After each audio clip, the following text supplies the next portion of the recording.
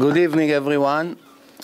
Thank you to Chazak for organizing this night here in Briarwood. The topic that was chosen is scientific proof that the Torah is divine, combined with another lecture that is the importance of Shabbat. The importance of Shabbat. If you have questions during the lecture, please feel free to ask. I would like to start with explaining the main reason today for many Jews, many secular Jews not keeping Torah and mitzvot. The main reason is basically ignorant. Yes, there are people who know the Torah is divine. There are people who know Hashem is watching them. There are people who know there is judgment, there's life after life. They know there's heaven and hell. They know everything, 100%. But for different reasons, they can be lazy, they can be foolish, there can be different reasons. They don't keep the Torah and mitzvot as they instructed by the Creator. But most of the people are not in this category.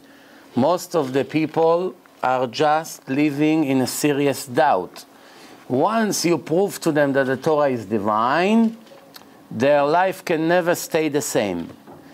How do I know? 17 years I'm doing it. And I've seen tens of thousands of people that once they realize the Torah is divine, from that moment on, everything started to change in their life, which just makes sense. If I'm able to prove the Torah is divine, excuse my language, you have to be foolish, extremely foolish, to ignore it and go back to normal life. Why? You have a book that your Creator gave you with instructions what to do, what not to do, and you ignore it? Who would take such a risk? But if I'm unable to prove the Torah is divine, then you're right. You do whatever you want. Fair or not? What do you say? Fair, no? Okay. We have one problem, and let's start with clarifying our problem. We have one problem. The one who created us, we know that once you see a creation, an order, symmetric, sophisticated, right away we know somebody made it. Nobody in the world would put his life on the line claiming that this remote control accidentally was created by an explosion in a laboratory. Right? And if somebody claims such a thing, what would be with him? You hospitalize him immediately, because it's real danger to society. You're all laughing, and I'm also laughing. But the scientists that teach you in colleges, the colleges that you go to, they make much, much bigger foolish claims. We are laughing about the remote or the watch. They claim the whole world was created like this. Billions and trillions of sophisticated systems all connect to each other, one depend on the other. Everything happened by some kind of a random explosion. Obviously, they have many, many question marks, because nobody can understand how material was created to begin with. Even random, fine. Plus, when you have a random explosion that accidentally created something that is planned, symmetric, with a plan, what's the chance that will be now another explosion or would create another system that will match perfectly the first system, such as brain and heart, brain and liver, liver and lungs, nerve system and brain. Two different systems connect, one mistake here or there, both systems collapse. One, okay, 1 to a trillion it can happen. 2, 3, 4, 10, 5,000, 5 million, 5 billion systems all connected one with each other. They're all planned in a beautiful way. And there are people in this world that have the nerve to say that it's all random. There's no creator. Come on. Nobody believes this nonsense. Let's clarify this out of our heads. In case you believe that, make sure nobody knows that you believe in it, if you want to ever get married. So what's the next claim? So there is a creator, but who's to say that it's something to do with religion? Okay, there is a creator. No, so it's no big deal, I admit, there is a creator. What's the problem? Admitting there is a creator create a second problem to us. I'm talking now from a point of view of an atheist, someone who would like very much to prove there is no God, there is no religion, because he would like to do whatever he feels like. I want to eat whatever I want, I want to marry whoever I want to behave the way I want to do whatever I think is right. I don't want anyone to boss me around, to give me instructions and threat me and punish me and reward me. No, thank you. I want to be free. We're in America, no, the land of the freedom. So, admitting there is a creator still not bind us to any system of rules. No, so there is a creator, what's the big deal? Okay, I admit. But comes the next problem. What's the next problem? Did you ever see a planned creation that was created without a purpose? Did you ever see something that was ever created without a deep mind behind it? For instance, whoever made this remote, put a laser to it, that you can go like this and point. That was planned, they had a purpose, no? He wanted, by the way, that it's a remote control, to use it for another reason, that you can display and point at certain things on the screen. Somebody first thought, what do I want from this device? He wrote on a piece of paper all the benefits that he wants to install in this place, and he designed it. Why did they make it here round? For the finger to hold it, which is, they won't slide in the middle of the lecture, embarrass the speaker. Why they put this? That in case you are nervous, you know, you have 500 people in one of the Chazako events, so you won't get nervous, you won't fall from your hand, worse comes to worse, right? Like the referee. In the soccer games, they also have this. Why? He's running, by mistake he will fall, he will have to look for it in the middle of the game on the grass. It's a big embarrassment. So they put this. So you see, they thought about everything. Now, when we see such a brilliant world, is it possible to think that the one who made that world, after I understand that it cannot be done by itself, so somebody made it. That somebody, before I even talk about God, that somebody who made it, is it possible that he made it for no purpose? Of course not. Cannot be. There is a purpose. I don't know the purpose yet, but for sure there is a purpose.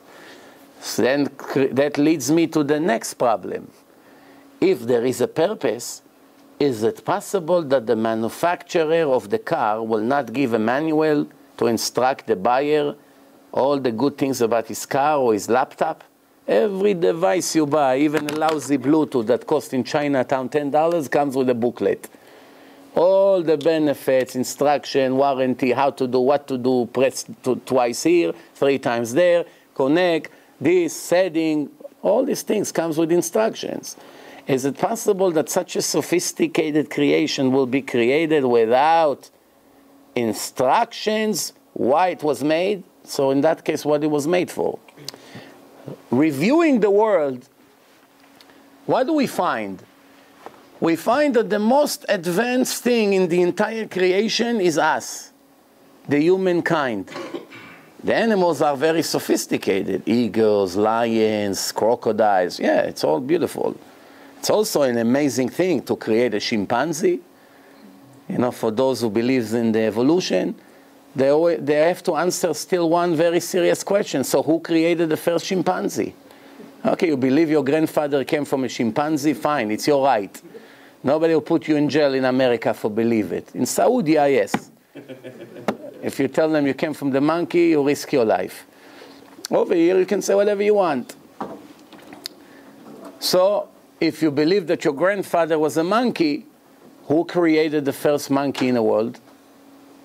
A monkey can be created by itself? No, somebody planned them. All right, so then later a person came out of that monkey. But who created the first monkey? Who created his blood cells, his brain, his ears, eyes, tongue, hands, jumping, muscles? Who created all these systems by him? So what are you saying, evolution? How evolution is the development. You want to claim it's a random developments, fine, but where is the beginning? The beginning was with lots of planning. Cannot ignore that. So it's really not contradicting anything. Of course, it's nonsense. But if you try to claim there is no God or the Torah is not real by claiming evolution, random evolution, you are not really disproving anything. No, so we're back to square one. So there is a creation, and we are the most sophisticated thing in a creation. When we analyze the world, we find something very interesting. From all the species, there's 2 million different species in the world. The only species that have the choice, he can choose if to do good or bad, and he has a conscience, and he thinks before he does, it's us. Every other animal in nature function based on instinct. For instance, every time you come with a torch to an animal, right away it would run away. Certain animals, they see water, they jump in.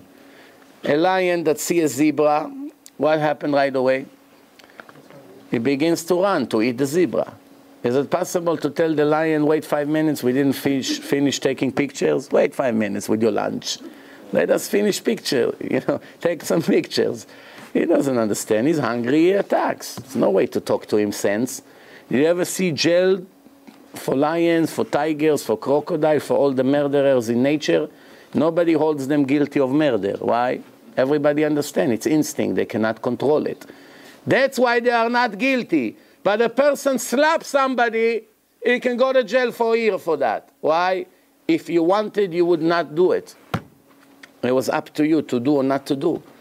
That's why the world is full of jails and courts and police and books and ethics and constitutions. Why? Because people are subject to free choice. And we are the only one who choose what to do, which means our creator made us different than all nature. Then when we continue to investigate about nature, we see that basically it's too obvious that everything that was created around us was created for us. Wood, trees, to make houses, to make tables, to make almost, without wood, life would be almost impossible. Oxygen, everywhere you go, you have for free. Imagine you had to go with balloon in case there will be power outage or something. No oxygen.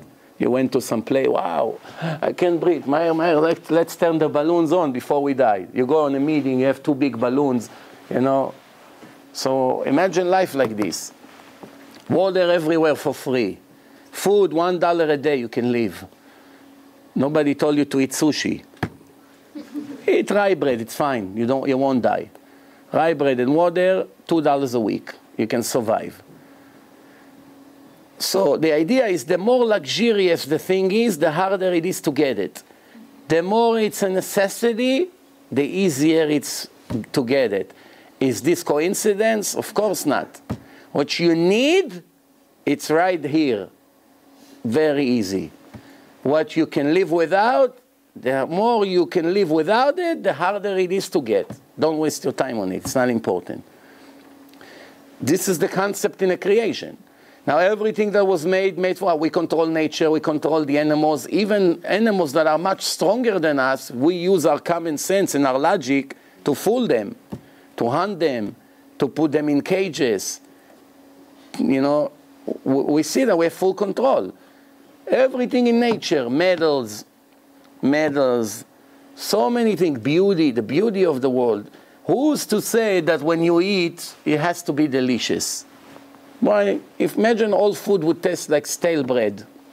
That's it. You want to survive, you have to eat. Very boring. Very horrible taste. No flavors, no color. All food brown, dark brown or gray. All food the same color. Only one color the whole world, black and white. 2 colors. It could have been very boring. You understand? But the Creator wanted the place here to be pleasant for the person while he's visiting here. So a person, the problem today that most people are not thinking. They are programmed, just like the animals. Since they are in kindergarten, then they go to school, to public school, and then to university. They are programmed in certain ways. But the Creator gave us the right programming. But most of us ignore it because we never learned it. So we follow all kinds of horrible programming when we have the manufacturer one, which is always the best one. Well, we think we know better. Most of us never read the Torah once. How can it be that a person would stay secular And he has the Torah, and he never even read it once to see what's in it. After all, billions of people in the world, at least 2, 3, 4 billion people in the world claim that this is the book of God.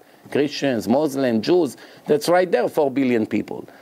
So 4 billion people, which is more than half of the world, claim in their religion, in their culture, that this is the book that God gave the Jewish nation in Mount Sinai 3,313 years ago. And 23 years ago. So in that case, so many people claim that claim. Isn't it worth it for you to waste a few days of your life to investigate the book? The more you read in it, the more right away the picture is very clear. I make a deal with you. You don't even need lectures of proofs. All you have to do is read Deuteronomy. That's it. One day of your life. You read it from the beginning to the end, you get the point. Right away you understand Deuteronomy is Sefer Dvarim, the 5th book of Moses. If you read that, you know right away God gave this book. Person would never write such a book. There are many ways to prove that the book is divine. I brought you 3 DVDs here. Believe me, if there was logic in this world, if there was justice, I should say, this DVD should have been $1 billion each. Because what you can gain from it worth a lot more than $1 billion. Problem is most people take it and leave it in a car because they don't have the idea what are they missing. Watch it. Watch this DVD. Nobody ever watched this DVD and was able to answer one thing against it, I promise you. I made a survey in my Facebook page a few months ago.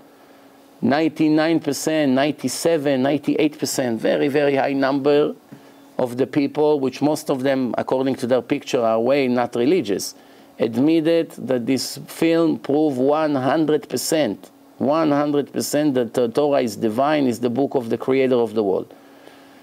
Then in that case, what's the next step? If it takes only a few hours to prove. The next step now comes the free choice. Do you want to live according to your creator instruction and gain the huge reward that he promised you in the time of death?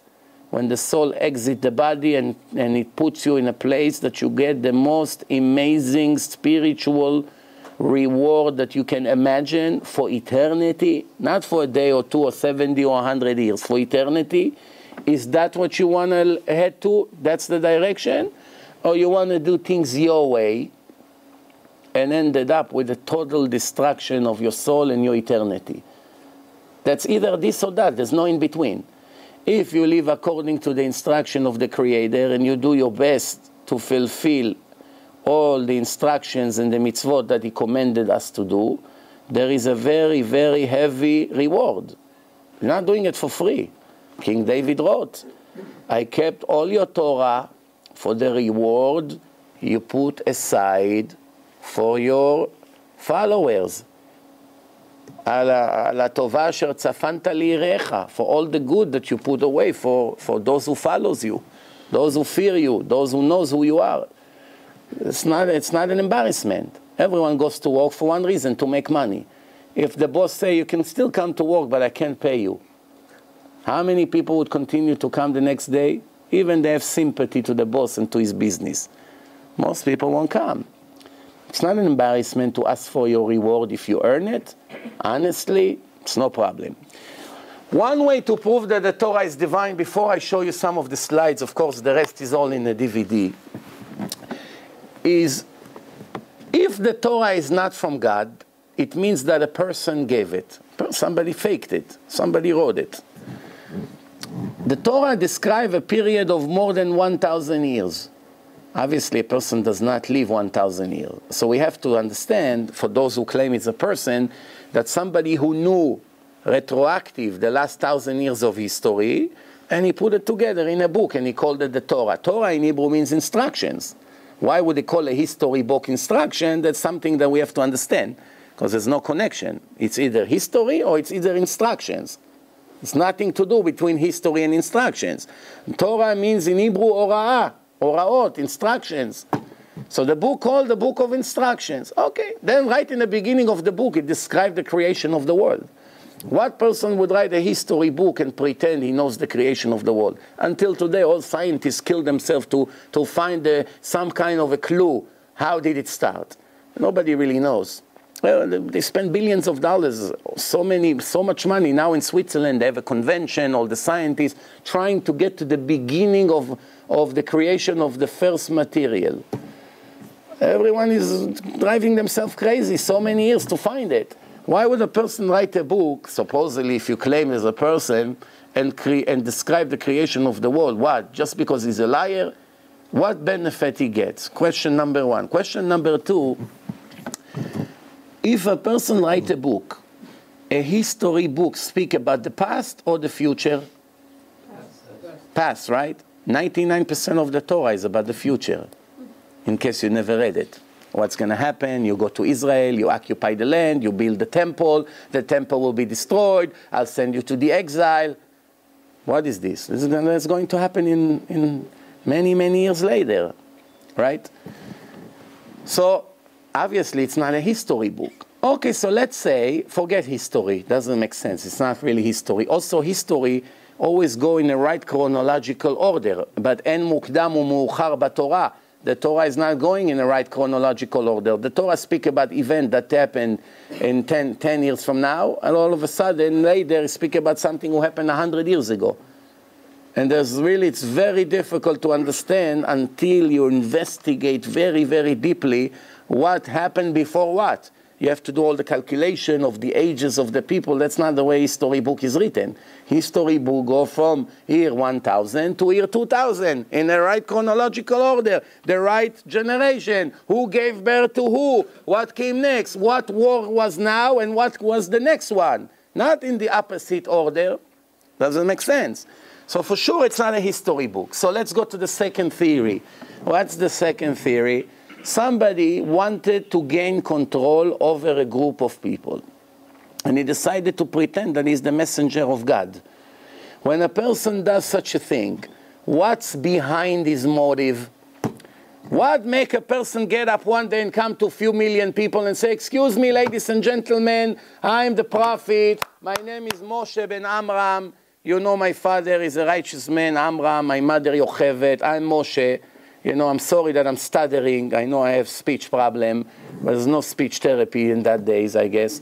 So I'm sorry, I'm very sorry. But I'm going to be your leader for the next 40 years. And I'm speaking to God. He tells me things, and you better listen to me because I'm speaking in the name of God. First of all, if you come and say to a group of people, right away half of them would want to kill you. For the chutzpah, that you come and make a convention like this. I'm the messenger of God. Right away, say, get out of here, tell your stories to somebody else, right? Second, would I write negative things about myself in a book? I claim God gave me the book. Would I write in a book that I got punished and I will never enter the Holy Land? Would I write that my 2 children were losers compared to my student Joshua, that they couldn't take my place? Would I write that God got angry at me and punished me? Would I write all these bad things about myself? Of course, I would hide it under the rug. I wouldn't write anything negative. You don't find anything negative about JC and Muhammad in the New Testament and the Quran. Never. Never, ever. But here, you have many things against him. Why? Because it's objective. Because it's really the Word of God. But we'll get to it later. Next thing is, if I want to fool you to accept the book that I just faked, remember, I'm a faker. So I just faked the book according to some claims, and I came and I want you all to be my servants in a way. I want you to pay me donation, 10% from your income. I want you to listen to everything I say. I'm the judge. I'm the top authority. I need my honor. Of course, I'm the leader. So I want a lot of things from you. Now the question is, would I give you a book that it's easy to keep, or I will give you a very difficult book to keep? What would serve my plan better if I'm a faker? Easy book, right? Why would I bring a book, 613 commandments? Wow, so many things to do. As soon as the person here, sometimes people want to convert after they watch my debate with the priest. But then when I begin to read to them some of the things of the Torah, right away I see that they hesitate. Wow, I didn't know it's so complicated. So if a person wants the people to become religious, which means to follow that book of religion that I just fake, I would make 5, 10 rules, very logical. Everyone kiss my hand. I got my money, everyone is happy, pray once a month, why 3 times a day? Once a month, 2 minutes, finished. Everyone would agree, even people who are not interested to be religious, 2 minutes a month, I'm sure everyone would agree. Eat whatever you want, no problem. Well, basically, all the easy laws I would keep. Don't steal, don't kill, that makes sense, finish. When a person fake a book, does he bring a book that it's comply with human logic, or he would do everything he can to write a book that it's against human logic? A faker that wants to take control of a group of people, would he bring them a book that they understand, they can digest and see the logic in it? Or he'll give them a book that everything they read is against their logic? First one, right? If you read the Torah, more than 80% of the commandments not only are not logical, are completely against human logic. Hundreds of them, sacrifices, sacrifice animals, sacrifice these, cows, sheep, cost billions of dollars over the years. If you add everything together, you have to build a very expensive building, cover it with gold, build a gold altar, bring the animals. Then you have all kinds of strange things. The person who is a Kohen, he has to take some of the blood, he puts on his ear, he puts on his toe, put 3 times here, 4 times here, a lot of strange things. Then he hold a piece of lulav like this, go like this. What is this? What do I gain by that? Did it make me richer? I get more money? No. People give me more respect by bringing them these laws that looks very strange to people. They only would think I'm crazy. Why would I make my job very difficult?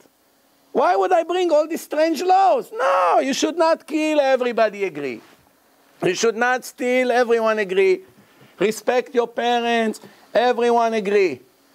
You know what? What's the point of don't eat chametz once a year for 7 days? Clean the house, breadcrumbs with a candle, make sure there's no breadcrumbs. What did I gain by that? So I cannot be a faker, because a faker wouldn't write such a strange book. Now, when I say strange, don't get the wrong meaning here.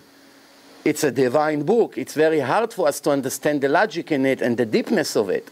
But when you read it for the first time, you are amazed. What's going on here? I give an example that I like to give. One of the commandments is, if you see a bird sitting in a nest, you gotta get rid of the mother and take the eggs or the chicks, you put them somewhere, the mother comes back to the nest. Where is my children? Disappeared. And thanks to that, you have long life and better heaven in the afterlife. Doesn't make sense. In one place in the Torah it says that God, the writer of the book, the creator of the world, according to this book, is very sensitive to sufferings of animals. And then right there, he tells you to do something that is 100% pure cruelty. What is it if not cruelty? So right away people would say, excuse me, Moshe, you got on our nerve, we give you 5 minutes to disappear, make sure we don't see you. 5 minutes, you'll be here, you won't be here. And that's how it would end. And nobody would ever know that somebody made such an attempt to take control of a group of people. Nobody would ever know. But here comes the best part. I didn't even start showing you the proofs. I'm just giving you the introduction right now. Here comes the best part. If I'm giving you now a book, and I claim God gave me the book, and inside the book I write 100 miracles that happened to you in the last year. Each one is against all odds. Impossible that it will happen. The Dead Sea split, walls like this, you walk through, the Egyptian came, it fell on them, they drowned, you went through, everything is fine.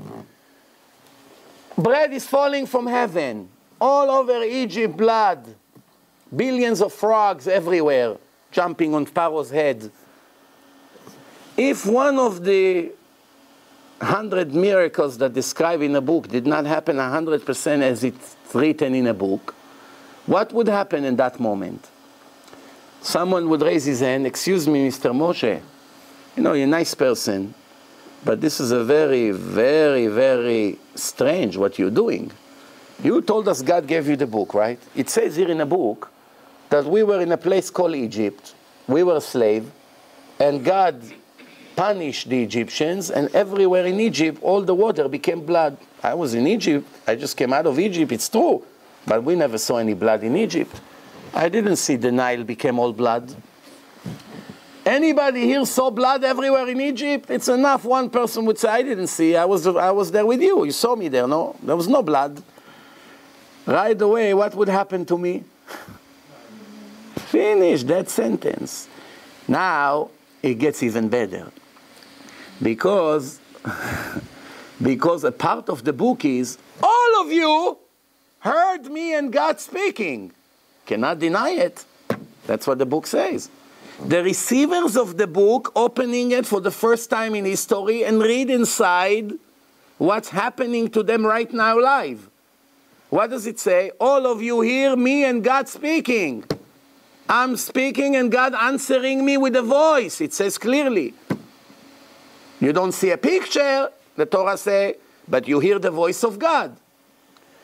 If it wasn't true, they will make a parody. Baruch sheptaranu, we finally got rid of him. Here, there is the first mistake in the Torah.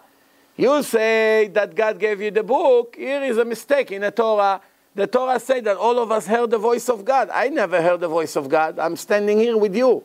I didn't hear God speaking. It says in the Torah that we all heard the voice of God. If there is one mistake in a book, that's a clear indication that it's not from God. God does not make mistake. And if he makes mistake, I better not have anything to do with him. Why? If he's capable of making human error, how can I rely on one thing that he say?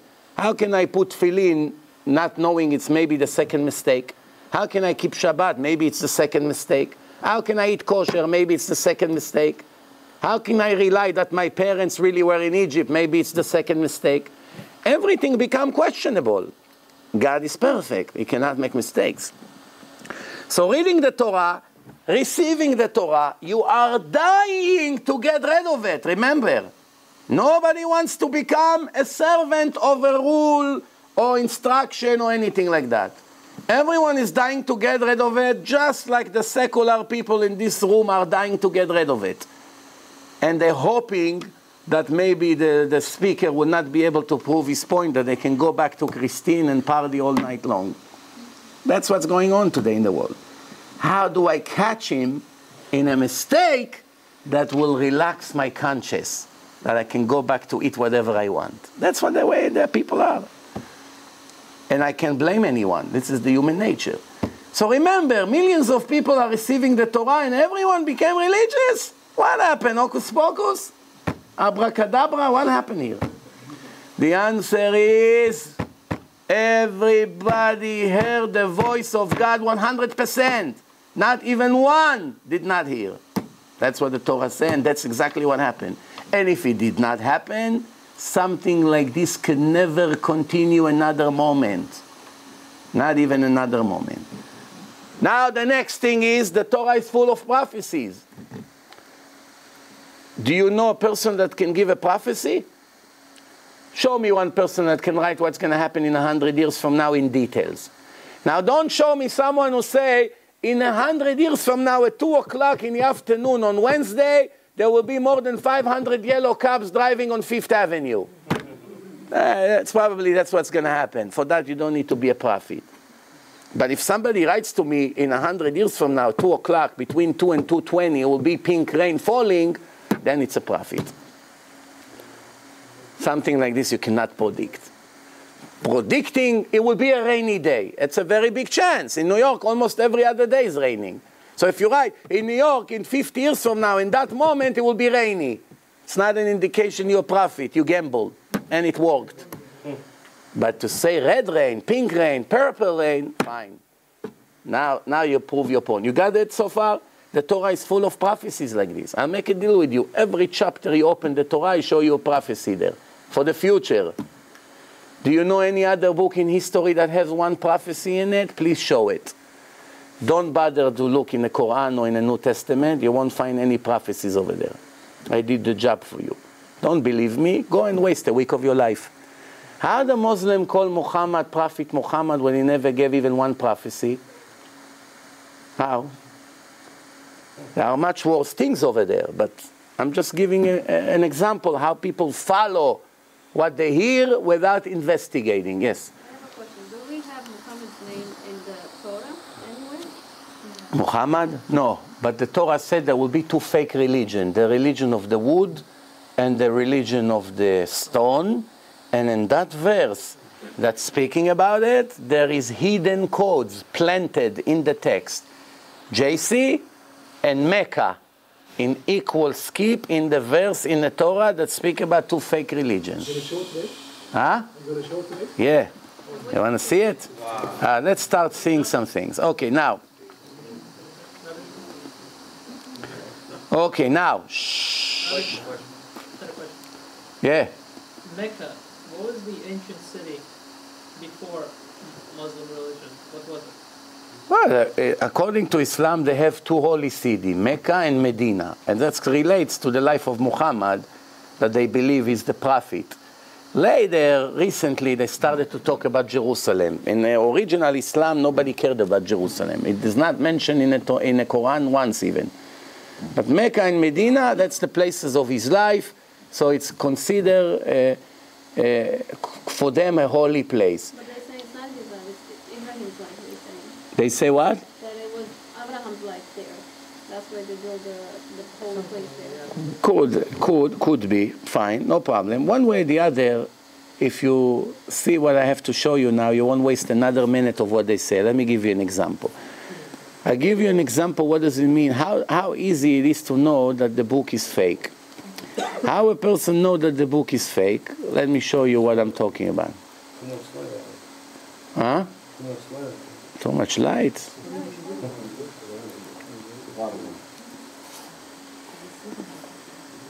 Okay, let's see. As you can see right there, today there's more than 80,000 religions and cults in the world, more than 80,000. It's not realistic to start check each one of them because they all came after Judaism. The Torah is 3,322 years. The Christianity is about 2,000 years old, and Islam is about 1,400 years old. That's all. And this, let me give you an example of mistake in the Quran that we know for sure God never gave it. Every normal human being that see what I'm about to show you, it's enough for him to understand the Quran can never be given by God. Never. Here is an example. Now remember, the Muslims admit 100% the Jews got the Torah in Mount Sinai. It's not open for debate. Muslims and Christians. And they also say that everything is fine, the Torah is real. They also believe in the New Testament. And now they claim that Muhammad is the last prophet. Let me show you an example of something that said in the Quran, Surah 40, verse 36 to 37. Pharaoh, Haman, and their advisor were sinners. And Pharaoh said, my servants, I know that you have no other God but me. Where did they know that Pharaoh pretend that he's God? They learn it from the Torah. The Torah say it. Okay, so that part comply with what the Torah has to say. So far, there's no contradiction. Now remember, when you come and admit that the Torah was given to the Jews in front of millions of witnesses, therefore nobody can deny it, and you claim that God, the same God, gave another book who called the Quran, then the Quran cannot contradict any detail of the Torah. Because what happened to God? He doesn't remember the details? Of course, he has to comply. Even a person, when he writes part 1, part 2, it's the same names, no? The same people. If Abraham and Sarah is husband and wife, in the part B, it cannot be a different wife all of a sudden. Has to be the same one, no? Otherwise, it's a human error. So, Haman, build for me a tower. Yeah? That I may be able to reach, to go all the way up over there, to go and look upon Moses' God, for I think that he's a liar. We don't really care that nonsense that it says here. What we really have to care about is one thing only. That according to the Quran, Haman and Pharaoh had a meeting. And Haman was born almost 1,000 years after the last Pharaoh died. So the one who wrote the Quran wasn't so educated in Judaism, and he made a mistake that my little son in kindergarten probably won't do if I order him to fake a book. If I come to my son and tell him, I want you to fake for me a book, he would not make that mistake that Pharaoh and Haman had a meeting, because he know Haman is from Megillat Esther in Persia, you know, and Pharaoh is in Egypt 1,000 years earlier. Every kid knows that in kindergarten. But the one who wrote the Quran obviously did not know it. And I'm giving you the sources. You can go and check. I give you another example. Who was the sister of Moshe? Miriam. Who was the mother of JC? Also Miriam. They call her Maria, Mary, doesn't matter. It's Miriam, a Jewish woman. So, how many years were apart from the first Miriam to the second Miriam? Miriam, the sister of Moshe, was 3,350 years ago. And Miriam, the mother of JC, was about 2,000 years ago. So almost 1,400 years later. But in the Quran, somebody mixed between these two figures and turned them into one. The sister of Moses, all of a sudden became the mother of JC. 1,400 years in history. And the wife of Pharaoh, first of all, it's very interesting because Batya bat Paro, the Torah says, Batya, the daughter of Pharaoh, found Moshe in the Nile. And she saved his life. But according to the Quran, Surah 28, verse 7 to 9, Batya is not the daughter of Paro, she's the wife of Paro. 1 second. Batya became the wife of Paro. What happened? Hashem forgot what it was? It said Bat Paro, the daughter of Paro. Over here, Vatomer Eshet Paro. She's talking now about the baby that they found. Don't kill him. We can have a use for him. And right here in front of you, when Maria brought the baby with her hand to the people of her town, they told her, oh, Maria, what a strange thing you brought to us. Oh, the sister of Aaron. Maria became the sister of Aaron and Moshe, you see? Your father wasn't a bad man and your mother was not a prostitute. Maria, daughter of Amram. You understand? So what happened? It's very interesting. Now Moshe Rabbeinu is the uncle of JC, according to the Quran. You see what foolish mistakes? Do you get the point here or no? 1.5 billion people ready to kill and to get killed for this nonsense. So I don't understand. You have Hebrew letters explaining the Quran? Yeah, the Quran is published in many languages. What do you think? In English, in Hebrew, in Persian, in many languages. Of course, the same way the Torah. They have the Torah in Greek, in Arabic, in English. This is some parts from the Quran that proves that the Holy Land belongs to Israel. Here, you can read. 100% prove that the Quran say that the land belongs to the Jewish nation. And Allah, which is God, Allah comes from the word El. El, Allah. It's the same thing. You know, so it comes from the Torah, and according to their Quran, the Holy Land belongs to Israel. The problem is that the Israeli foolish politician never read the Torah once in their life. Nevertheless, the Quran. So they don't know when they come to argue in the United Nations that they have a treasure in their pocket. But they never read. They're so ignorant in religion, they know about a lot of nonsense, but they don't know what to say. Why? They never learn. That's what happened to most secular people. They know computers, 100%. Medicine, very nice. Law, Hollywood, cars, everything. Torah, zero. And what subject they give the most lectures against? Torah. They don't know anything about Torah because they never learned Torah. And all day and all night they have speeches against the Torah, criticizing it left, right. Why? Because they're not interested to change.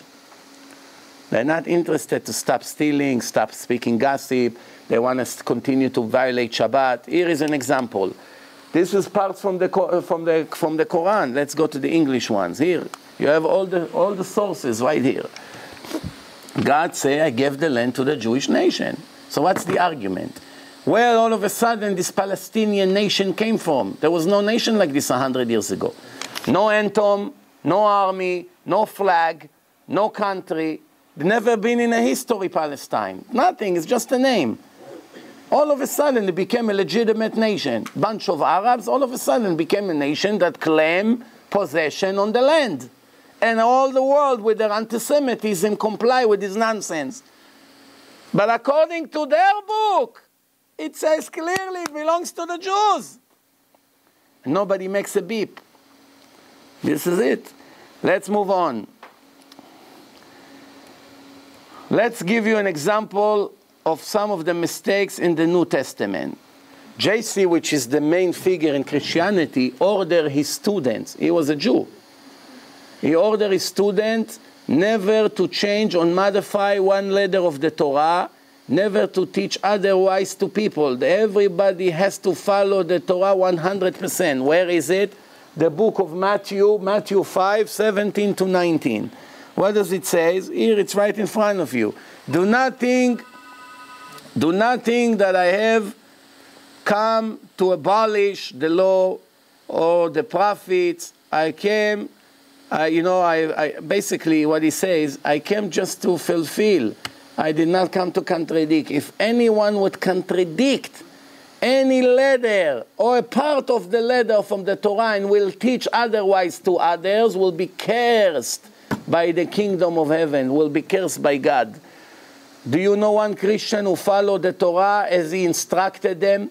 You know Christians who put tefillin, keep Shabbat, have lulav, have sukkah, eat kosher. Find me one like this. What happened? They don't listen to their Messiah, supposedly the Son of God? How can you be religious in Christianity when the first thing you do is do everything of the opposite of your Son of God? Imagine a Jew say, I want to be religious, so from now on everything that Moses say, I must do the opposite. And then he called himself religious. The biggest joke in history. But it gets much better. But he never claimed he was God. Of course not. I have news for you. There's a very big doubt if he existed, if there was a person like this. Very big doubt. None of the writings that we have match the dates that they're claiming. Nobody ever saw him. Christianity started between 75 to 300 years, supposedly after he died. Even if he existed, nobody saw who he is. All these baloney pictures that you see, that he have long hair, all these things, the beard, it's all nonsense. Someone's imagination. Nobody ever saw how he looked. Nobody know who he is. Nobody witnessed one of the miracles that they claim that he did. Nobody! Don't we have some Jewish sources? Isn't there a Gemara? Yeshua and in what sense specifically? There are sources in the Gemara of somebody that was also a wicked person that went off the right way, but the dates is 200 years difference than what they claim. It doesn't match. No matter how you look at that, there is no reliable source ever. You don't have a group of millions of people like testify that Moses and God spoke. You don't have. It's a story of one person and nobody knows if it really happened. One day this Maria came and she claimed God came to her in a dream and made her pregnant. That's it. That's how it starts. A dream of a woman that cheated on her husband, and she has only one way to save her life, by making a story. God made me pregnant. Otherwise, they'll execute her right away. What? She's a married woman. Her husband went away, Joseph the carpenter. He comes back, you see she's already having a basketball in her stomach. What's the name of this basketball? Yossi, the Son of God. And now 2 billion people follow this nonsense. That's what it is. I know it sounds ridiculous, but it's worse than ridiculous. But it gets much better. Listen, you don't have to believe me. Just follow what I'm showing. With proofs that you read, nobody can argue. Let me show you the sources right here in front of you. Here. According to the Torah, Avraham Avinu bought Me'arat HaMachpelah from Ephron Achiti. Where is Me'arat HaMachpelah? In Hebron. Where they bury Yaakov Avinu? In Me'arat HaMachpelah in Hebron. Who is the father of Shechem? Hamor is the father of Shechem. How many Jews went with Yaakov Avinu to Egypt in the beginning? According to the Torah, 70 people. Christians say the Torah is, of course, the book of God. It's the Old Testament, and now there is part 2. Let's read what part 2 has to say. Jacob went to Egypt. How many people? 75 people. Here, right here. Joseph sent an invitation to his father Jacob. and they all went to Egypt, 75 people. What happened to God? He doesn't remember that it was 70 in the Torah? He forgot? How he forgot such a thing? And Jacob and his children went to Egypt. They took them to Shechem, to Nablus, and buried them there in the cave that Abraham bought from the children of Hamor in Shechem. Look how many mistakes in one verse. First, it's not in Shechem, it's in Hebron. God doesn't know where the most important grave in the world is. The cave of Abraham, Isaac, and Jacob. He forgot where it is. Such mistakes. And not only that, who did they bought it from? From Ephron HaChitti. But according to here, they bought it from Hamor. What's going on here? So many mistakes in one page. But it gets much better.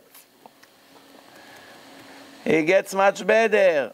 Listen to this. Now, the Torah, this is what I spoke about before. You can turn the light on. You don't need such darkness.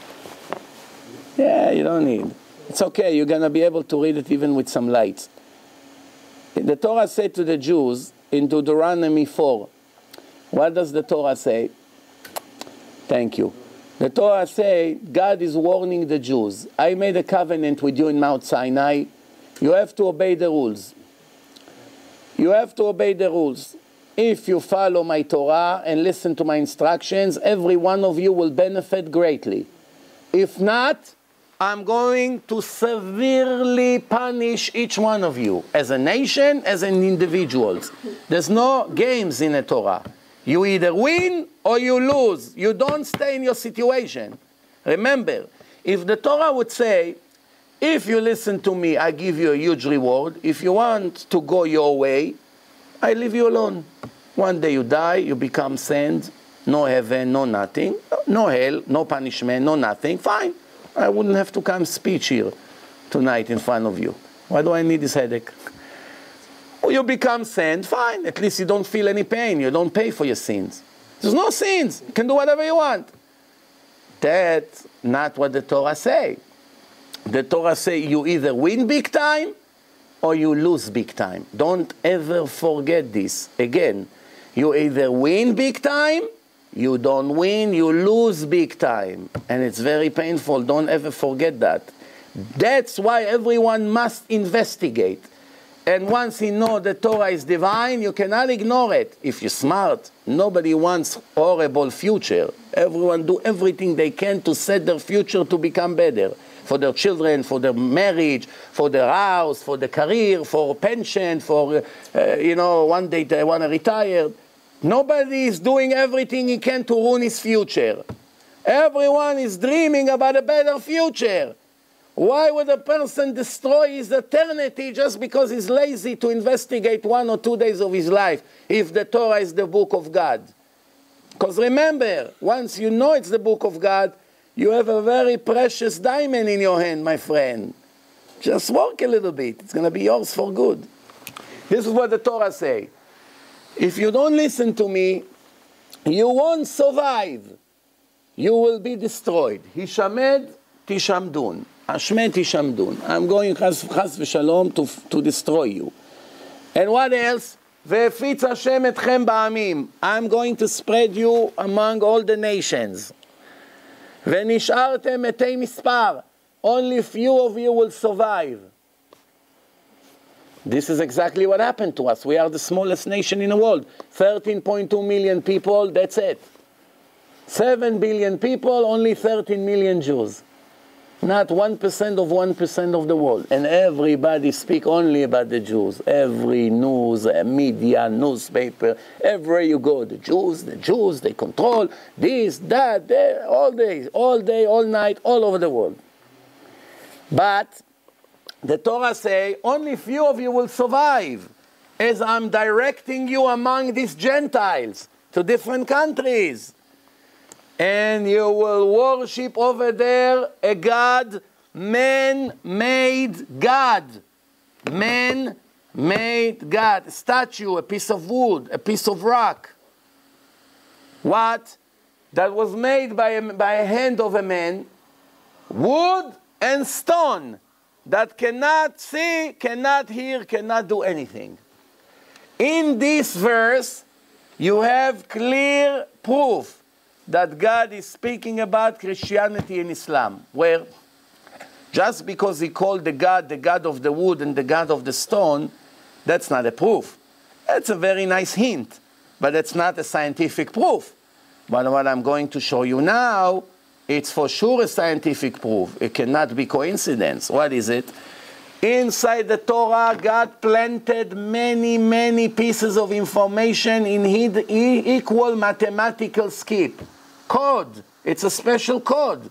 Equal, minimal, mathematical skips on the letters. I'll give you an example what I mean. If I want to send one of you to Iran to be a spy, I take a Persian Jew, I make him a mustache, and I send him to Tehran, and he's a bright person, he speaks perfect Farsi, and he has to write me emails, or letters I should say, how many atomic bombs they already have. Now, if he's going to write to me a letter and mail it by the Iranian post office, most likely they check mails, right? To the United States, it's very strange. So for sure they'll open it. So if they know that somebody write to me how many atomic bombs they have, they begin to follow who this person is, fingerprints, they'll catch him. It's a matter of days, right? So how would he send me a letter that nobody would know the information he gives me in equal, hidden, mathematical skip in the text? For instance, I say to him, from the first letter that you write, I will start counting 50 letters. The 50th letter in your letter, I will circle. Then I will count another 50 letters. The letter 100, I will circle. Then I will count another 50 letters, 150, I will circle. 200, I will circle. 250, 300, 400, you got the point, right? Then I will erase all the not necessary letters of the, I went to the zoo, I saw a monkey, I ate popcorn, I bought bananas. Who cares about this? In the Persian intelligence, they read it, they say, what is he writing about? He bought a banana, he went to the zoo, he met the monkeys. Who cares? Send it to America, no problem. But they don't know that inside this letter there's a special hidden code. But I know. And the spy know, but nobody else know what to look for. You got the point? Inside the Torah you have pieces of information like this, thousands, so many, about people who live in our day. So we have two things here. First, to do it mathematically in such a book, thousands of hidden codes without changing history, because remember, the Torah describes 1,000 years of history, events, dialogues, conversations. Every time you want to plant a code, you have to move words around. It's impossible to do. No human can do such a thing. Even one page. Forget about the whole book. But it gets much better when you see that all the codes are speaking about events that will happen 3,300 years in the future. How a person planned codes in a book about Menachem Begin and Anwar Sadat and George Bush and Osama bin Laden. How a person would put inside the Torah names of people in our days in equal mathematical skip. How would he do such a thing? The answer is a person cannot do it. God can. Nobody else can do. Now when I know the book is from God, how can I not listen to him to keep Shabbat? Shabbat is the eternal covenant between the Jewish nation to God. A Jew that doesn't keep Shabbat, God wrote in the Torah, exclude himself from the nation of God. He's not a son of God anymore. Every Jew is a son of God, unless if he's Mechalel Shabbat. If he's not keeping Shabbat, he's excluded from Judaism. All the laws that apply to the Goyim applies to him. That if he die, you cannot even bury him in a Jewish cemetery. You have to make a separation between him and the Shomer Shabbos Jews. 100% like Ahmed. No difference. And Jews don't know it. You know how many people, when I show them some of the things that I'm going to show you about Shabbat, that moment became Shomer Shabbat? Why, I'm a magician? No. It's not me. It's just that they never dream how God is upset at me. Some of them believe in God. They kiss the mezuzah. every day. Some of them, when they go to play soccer in a tournament, they put Tehillim in their socks. No? Every one of them, once in a while, his cousin has bar mitzvah. First thing he does when he comes to the shul, he goes to the Aron Kodesh, like this, like the Kotel HaMa'aravi, 10 minutes. Moshe, wake up. Where am I? I already isolated with Hashem in heaven. Believe me, if he is not a believer, what is he doing over there? Holding like this his hand on a parochet and kissing the Torah. The answer is, of course he believes. But why is Mechalel Shabbat? Convenience. Business, sport, driving to the mall, eating pizza with pepperoni with the wife and the children. Life, Rabbi. If he only knew the price of this pizza, if he gets the bill $5 million, would he enjoy the pizza? Ah, delicious, Rabbi. Hey, have a bite. Hop, he served him $5 million for the bill. What happened right away? He faints. I promise you, one thing I promise. Even if he continue to eat, he won't enjoy from that moment on. When a person understands what he does, being Mechalel Shabbat, how can he enjoy driving to the mall or making some money? He cannot enjoy, because he now realizes what he's doing to his soul. But people are not aware, and I'm going to show it to you. So, if you take this Yud, you count 50 letters, you get Shin. 50 letters, you get Vav. What do you get? Yeshu, JC. Yud, Shin, Vav. Imach, Shimo, Vezichro. Yud, Shin, Vav. Then what do you have? Mecca. Mecca. Here, Mecca. Look at Mecca. Mem. 50 letters in reverse. 50 letters Chaf. 50 letters Hey.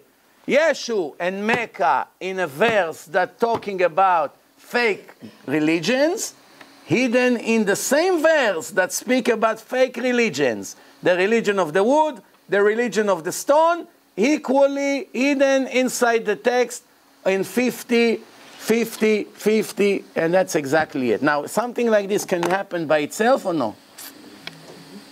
Huh? Who thinks that something like this is coincidence? Huh? Nobody. Is it possible that something like this would be in a book? Remember, the Torah is 1,300 years before JC was born. Make no mistake here. It's way before anybody thought that it's going to be a person like this. And what's the next one? Mecca. Mecca, it's 2,000 years after the Torah was given. Right? The story of Muhammad is 2,000 years later. So in that case, please tell me, who was able to write about fake religions and put those two names in the same verse in equal mathematical skip? Mecca and Yeshu. Is it possible? I think there's no chance. Do you think there is a chance? Let's give it. But in the other show, you gave that Muslims pray to the same God as we do. Right, so what? So what does the stone have to do with it? No, the stone is where they gather in Ramadan. 2 million Muslims go from all over the world. They stand around this rock. They believe Muhammad went to heaven from that place on his donkey, on his white donkey, or horse. I don't remember, donkey, horse. No, whatever they believe. Listen, you don't understand. When people believe in strange things, it still doesn't mean they're not correct. I'm not questioning the donkey flying to heaven or certain miracles that Christians claim that JC did. That's not what I'm doing here. I'm not criticizing the strange parts of the Quran as far as describing miracles or the New Testament about JC. That's nothing to do with what I'm doing. I'm only showing that the book could never be written by God because it's full of human errors. That's it. It doesn't matter what it says anymore. Once I'm able to prove to you there's so many human errors, we know God never gave it. God never gave it. It's nothing by a piece of paper on the floor. So where do they believe come from then? They have a strong belief as well. Well, I tell you where the belief come from. One day Muhammad come from the desert and claimed Angel Gabriel gave him the Quran. So 5 of his cousins he convinced. They believe him. Then they begin to go around, accept the Quran, he's the prophet. No, we don't want. He takes the sword. You don't want, we chop your head off. That's what they did. Read the history of the Quran. Go Google it. See how the Islam started. Going from one tent to another in the desert. You don't accept it. You a kuffar. You a trader. You don't, either you accept it or we kill you. So what's the chance? So they started to accept it. Later, their grandchildren don't know that it was all by force. So now they believe that this is the book of God. Anybody ever witnessed that he spoke to Angel Gabriel, that he gave him a book? Of course not. Right away, the story starts with 50% doubt. And not only that, according to the Torah, God said to Moses that he's not interested to create a doubt to the believers. He wants everybody to hear that he speaks to Moshe, that they will believe in Moshe forever. Nobody will ever have a doubt, maybe Moshe made it up. That's why he made the show in front of everyone. Why do you think God spoke to Moshe? He spoke to Moshe that everybody would know Moshe is the leader. Imagine if nobody heard the voice of God speaking to Moshe. What is the chance that he was able to give them such a religion to keep and control them for 40 years? You saw how many problems he has as it is. Without this, just because he pretended that God whispered in his ear, anybody would follow him? There's no chance. And the reason that Christianity started, one woman tells a story, and then JC is born. He lives in case there was a JC. In case there was. Nobody really know. Maybe yes, maybe not. In case there was, so they say all kinds of miracles he used to perform. Performing miracles doesn't mean you're anything special. Bilam, which the Torah said that is the most wicked person ever lived probably, was able to aim to certain things and know what God thinking. So the Torah say he was the prophet of the Gentiles, Bilam. And his wife was his donkey, was sleeping with his own donkey. Such a filthy person. This is a very big sin even for a non-Jew. So the Torah say this is the filthiest person, and I give my messages to the Goyim through him. Right? So Moshe takes his cane in front of the Khartoumim of Egypt. He threw the cane on the floor, it became a snake. The little children, the Egyptians, they took their canes, they threw it on the floor, it also became snake. Why God put that part in the Torah? To give credit to the Egyptians? No, to show you if you see people make miracles, don't be amazed. Don't follow them blindly. No, it's nothing. Yeah, there's many hundreds of examples. Okay, let's give 2 or 3 more proofs, and the rest you watch my CD. I want to talk a little bit, 5 minutes about Shabbat. I only give you a preview. I really didn't give you the full lecture. And I like to change it a lot, because if I want to put it on a website, I don't want it to be a repeat of another similar lecture. So I changed it a lot, and I'm skipping a lot. And I just want to show you one scientific proof, what I mean scientific. And after that, I told you, the rest you can see all of it in my Divine Information DVD. Okay, now here is an example of what I mean scientific. The Torah say, in the written Torah, we have the written and the oral Torah who were given together. The Torah say to the Jews, everything that lives in the water, if it has 2 signs, it's kosher, fins and scales, that's it. Don't look for their names, don't investigate where it came from, it's not important, don't waste your time. Here, this is a fish, I just caught it in my net. I look at the body, if I see scales that you can scratch and they fall off, that's one sign. I see fins, the sides, the back, very good, kosher, please make us dinner for Shabbos, no problem. If it has smooth body, that means there's no scales, it's not kosher. If it doesn't have fins, like a snake that is in the water, snakes that lives in the water, it's not good. If it doesn't have both signs, not good. Anything that lives in the water must have 2 fins in order for it to be kosher. Now we go to the oral Torah, right here in front of you. Everything that has scales must have fins, guarantee. This is a statement that only the Creator of the world was able to promise. No person can promise such a thing. No person can promise such a thing. Nobody. Why? Do you know a person that can watch the world simultaneously? Almost the whole world is water. 72% of the world is water. And it's thousands of miles. It's deep, deep. We have no understanding how deep it is. We know 12 kilometers. They send a rope with a camera. There's lots of pressure. It's very difficult, but it's very, very deep.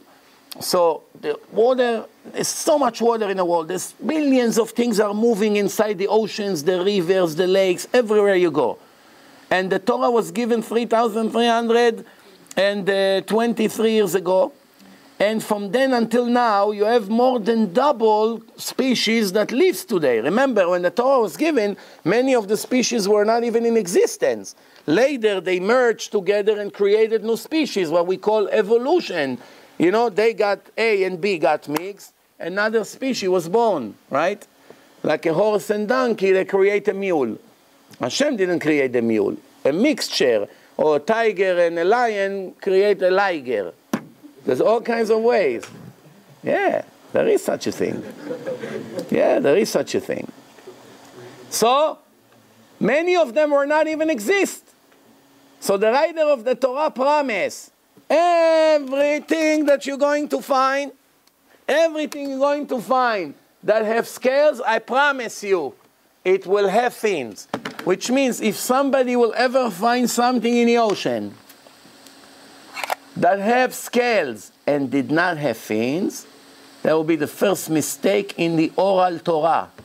Since the oral Torah was given by the creator of the world together with the written Torah, to explain what the written Torah means, there will be a very serious problem of Judaism. How would be able to follow the Torah when we have such a mistake?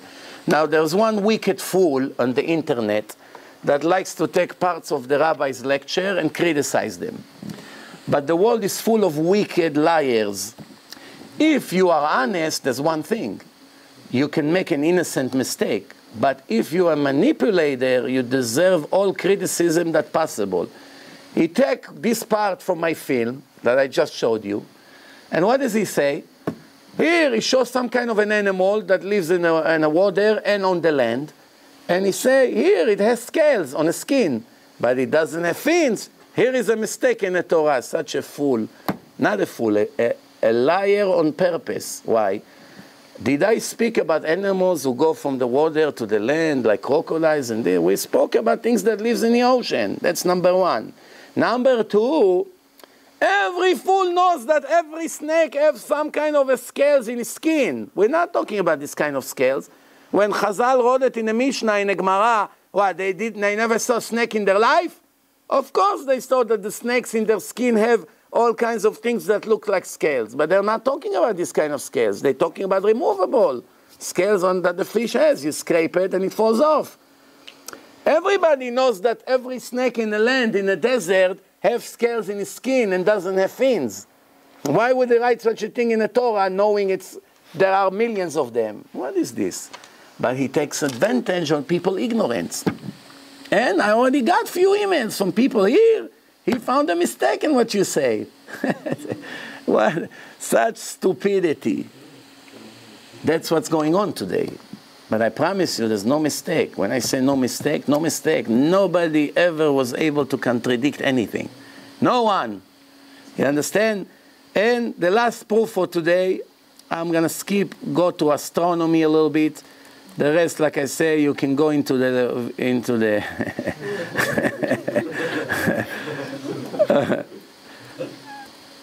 I'll give you an example. Here, let's talk a little bit about the renewal of the moon.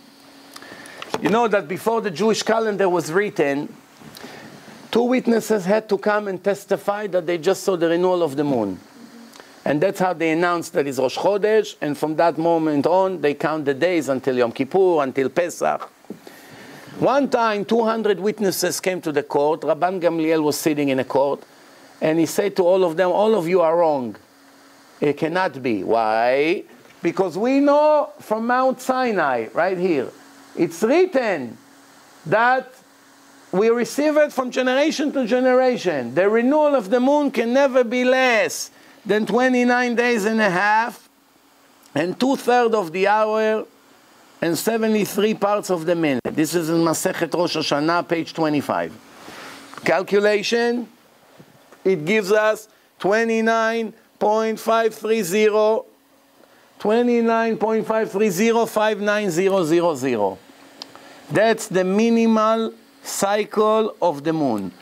The moon will never be renewed. What does it mean renew? In the beginning of the month, the moon is very small. Grow, grow, grow, grow, grow. The middle of the month, the 15th of the Jewish calendar, it's full moon. From the 15 on the way to the end of the month, it's reducing. Going up from 0 to 15, growing. From 15 to 30, going back to 0. On the 30th, more or less, it becomes almost nothing. It disappears for a second and start growing again. This is called the renewal of the moon. That means the Jewish month started. So the Torah says the renewal of the moon will never be less than this number. Now remember, this was in a generation there was no calculator even. Forget about mega computer, NASA, satellites, measuring, calculating. Forget about that. Even a calculator he didn't have. How do you know to tell the number, the renewal of the moon with all the movement of the galaxies and everything to 6 digits after the decimal point? Such calculation by a 10,000 of a second? How do you know if it's not God, the creator of the moon? But in case you have a doubt, this is the original page of the research of NASA. NASA measured all the possibilities, calculated all the calculations, and came with the results. What's the results? 29.530588. 10,000 of a second difference. Take a second, 1, 2, that's a second. Divide it to 10,000 pieces. Take 2 pieces out, that's the difference between NASA to the Torah. In case you have a doubt who was right, the Germans are usually more precise than the Americans. The car drives a little better also. So what happened here? So this is an original German research. 29.530589. 1/10,000 of a second. Take a second, cut it to 10,000 equal pieces, take one out, that's the difference. And of course, the Torah was right. To know such a thing, you cannot be anyone besides God. This is a proof here, and this is from the Gemara, from the oral Torah. I know some Jews say, oh, Rabbi, of course I believe in the Torah, but the Gemara, the rabbis made it up. How the rabbis can make it up? Read. Did you ever read it? Did you ever read the knowledge over there? You know how much divine information there is in the Talmud? Not everything is divine. They also write about certain things that happen in their times in the world, wars. That's not divine. That's regular stories. But there are major parts that are divine. You just have to know what's divine, what's not. We know. You do not know, come and learn. But here is an example of a divine information. That's enough for today as far as proofs. It's enough. Or maybe my Yetzer Hara tell me to show you one more thing. It will be quick. Why? I'll tell you why. Because we spoke before about the codes, right? We spoke about the codes. Here, let me show you what I... You know, the Rambam lived about 850 years ago, right? Which means the Torah was written 2,400 years before Rambam was born. Is it possible to write about the Rambam in a book that was written 2,400 years before he was born? What do you think? Possible? Yes. If God wrote it, yes. Where does it say that there's going to be somebody named Rambam and all that? Let me show you. Here it is. This is a part from the Torah. Vayomer Hashem el Moshe. God said to Moshe, Paro will not listen to you. I would like to multiply my miracles in the land of Egypt. This is a part. God sent Moshe and Aaron to convince Paro to send the Jews out of Egypt. And of course, Paro with his tricks. But in that part, the Torah is speaking about another Moshe. There is Moshe Rabbeinu and there is Moshe ben Maimon, the Rambam. First hint that you have the name Moshe. Okay. He lived in Egypt, the Rambam. So you have Mitzrayim. What was his nickname? Resh Mem Bet Mem, Rambam. The only time in the entire Torah that you have 4 words that give abbreviation of Resh, Mem, Bet, Mem, it's here. No 4 words anywhere, no 4 words combination anywhere in the Torah gives this order, Resh, Mem, Bet, Mem, only here. Rambam, Resh, Mem, Bet, Mem. What does it mean? Rebot Moftai Beretz Mitzrayim. I will make my glorious magic all over the land of Egypt. But besides being a great rabbi and a mathematician and a philosopher and astronomer and all that things, he was also a cardiologist.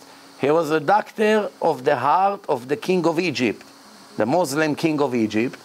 And we have right here the word Lev Paro. Where is it? Where is it? Who see it? Right here. Lev Paro, right here. You see? The heart of the... So there's beautiful hints.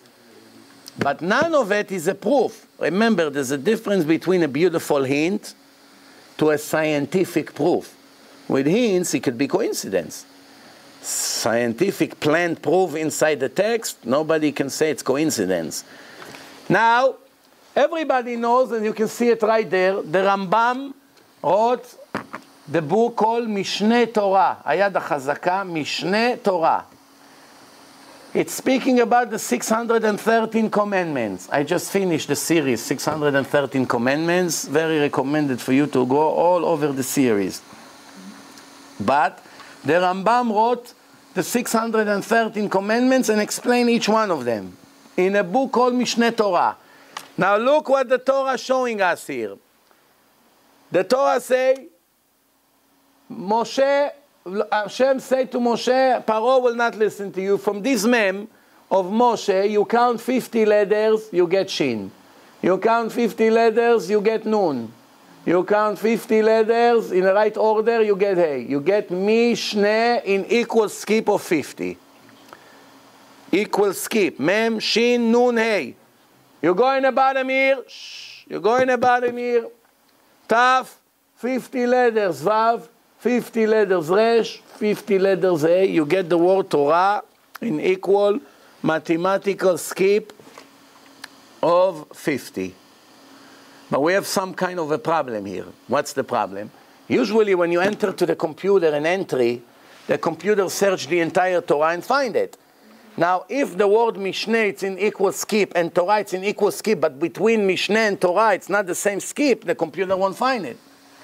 Why there is such a big skip from the Mishneh to Torah? It's one name, right? It's like Moshe Cohen. It's one name. It has to be. The computer has to find the whole name in equal skip. The Mishneh, it's in equal skip of 50. The Torah, it's in equal skip of 50. But between the Mishneh and the Torah, you have a much bigger skip. The answer is, the skip is 613 letters. What is the book speaking about? 613 letters. So, conclusion. 2,400 years before Rambam was born, the Torah said there will be a person called Moshe. His nickname will be Rambam. Will do a lot of magics in Egypt. Everyone knew about him. Everyone came, wanted an appointment with him. He would live in Egypt. He would be the doctor of the heart of Paro. He would write a book called Mishneh Torah that would talk about 613 mitzvot. 2,400 years before he was born. This is one out of thousands of examples like this that I have right here. Thousands. We can talk until next year straight. There is anybody here that still have even 1% doubt if the Torah is divine, written and oral? 1% doubt, please raise his hand.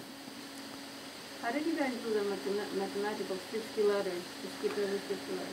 It doesn't have to be 50. It can be 10, it could be 7. The computer find for us. This proof, by the way, yeah, of course, there's a program. By the way, this proof was found manually by Rav Weissmandel in Europe more than 60 years ago, before the Holocaust. He had photographic memory, and he found it without computer. Remember, there was no computer 60 years ago. Based on this discovery, they developed a software to atheist Jews from the Hebrew University in Jerusalem Professor Ilya Reeves, one of the top 5 mathematicians in the world, Russian communist, anti-religion, and Dr. Doron Witztum, a specialist in statistics from the Hebrew University, got paid to find a software that will find equal skip in the Torah based on this discovery. And through their research, you should see the beard that was growing. They became, each one of them, a big rabbi. Search Ilya Reeves in the internet, Doron Witztum, Dr. Witztum. They are the one who discovered the program. I told Professor Reeves 16, 17 years ago, he came to speak in Columbia University. I lived in Lower East Side. They asked me, listen, he doesn't have kosher food, he doesn't know anything, can you help him out? I called him up, we spoke. I told him, why don't you publish a book, something, before somebody will steal this from you? So he said, Tzaddik, he told me, I don't care, I hope people will steal it from me and publish it for me. I want to make the world aware that the Torah is divine, and it's not for business purposes. Exactly what I told him happened 2-3 years later. The newspaper reporter Michael Droznin wrote a book called in the Torah and made billions.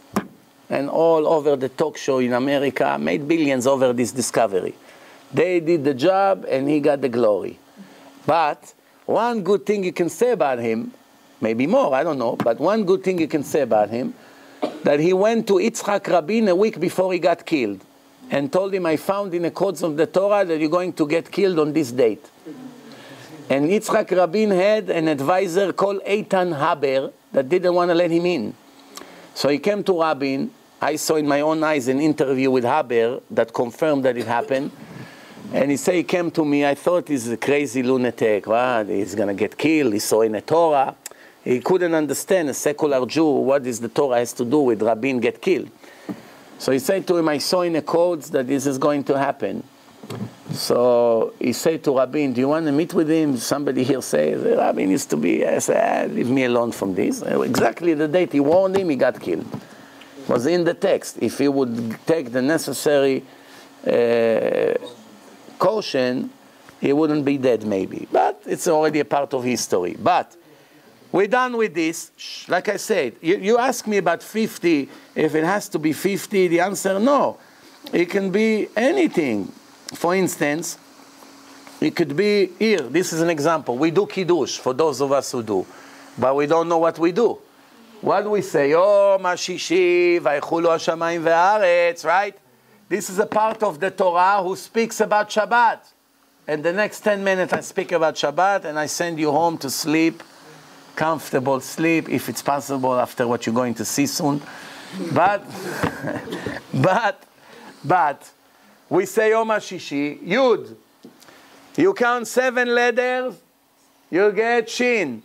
Count 7 letters, you get Resh. Count 7 letters, you get Aleph. Count 7 letters, you get Lamed. Israel. The covenant between God and the nation of Israel is number 7, the Sabbath, Shabbat. The 7th day, it's the agreement between the Jew and his God. You don't keep it, the agreement is annulled. You don't belong to my nation, God says. That's why this is the law in Shulchan Aruch. He doesn't keep Shabbat, Mechalel Shabbat, הרי הוא כגוי לכל דבר. He's 100% like a goy. And people don't like to hear it. You get angry.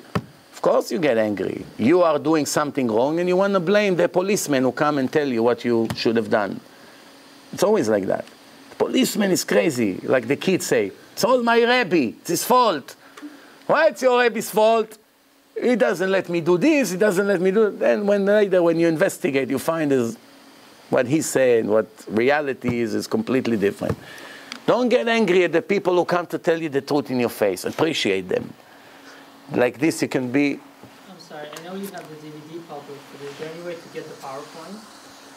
Or is that just your personal thing you don't give out? To get the PowerPoint, depends who it is. Because if people do not know what they're going to do with that, I prefer not to give.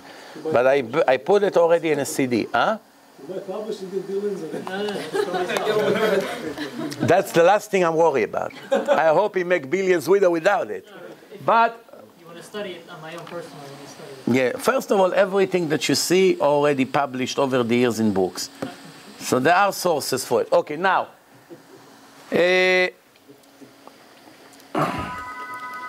Okay, enough for codes. Let's go to the Shabbat. Few words, as I said. I want to really send you home. Talk about Shabbat. Yeah. I want to talk about Shabbat now. Shh. Barbers, especially. Yeah. All right. Shh. It's a big problem in the community. I know. Shh. Okay, now. Shh. And this is it. Shh. I'm reading to you. Everything I read is in front of you. And now, God say, you can turn the light on if you want now. You don't. It's not so important now. And now, if you're going to listen to me, God say, right here, if you're going to listen to me and you keep my covenant, you would be a special nation from all the nation because I am the master of the land. I am the master of the land. You want to be special? You have to listen to me and follow my instructions. No? And what else? I'm skipping some. Heaven and earth and everything stopped, the army of heaven. And God struck on the 7th day from everything He created. And He rested on the 7th day. And God blessed the 7th day and made Him holy, because He rested from all His creation that He made. What does it have to do with us? In another place in the Torah, God said to us, you are my children. I chose you from all the nation to be mine, because I made a promise to Abraham, Isaac, and Jacob that I will continue to benefit their descendants and keep the covenant that I made with the 3 fathers. Therefore, I'm giving you today a ticket for eternity full of pleasure. Condition number 1, I want you to be like me. I'm humble, you should be humble. I'm merciful, you should be merciful. I'm honest and decent, you should be honest and decent. I rested in the 7th day, you will rest in the 7th day. I'm not forcing you, there's no gun to your head. But I want you to know, you follow my instruction, you really enter to my VIP club. And you're going to get what I owe you. As I promise, I'm not in a Congress promising a lot and do nothing. Or in the Israeli Knesset. By me, you can trust me. When I promise to benefit my righteous Jews, I will do it 100%. No, and if you don't, you cut yourself out of eternity. Don't come to me. Why are you doing it to me, Hashem? I gave you a condition. You did not keep your part of the agreement. Now it's the time to pay for the outcome. What do you want from me? It's not even a punishment, it's reality. I said, you put your hands in the fire, you lose your hand. Keep it out of the fire, you will have a hand for the rest of your life. You put it in the fire, why you complain to me? Yeah, I put the fire here, but I put a warning. Don't enter. And you entered. So what do you want from me? 12 times I say in the Torah, do not be mechalel Shabbat. Not cutting, not lighting fire, not sewing, not riding, no computer, no electric, none of these things, no driving the car, it's fire in the engine.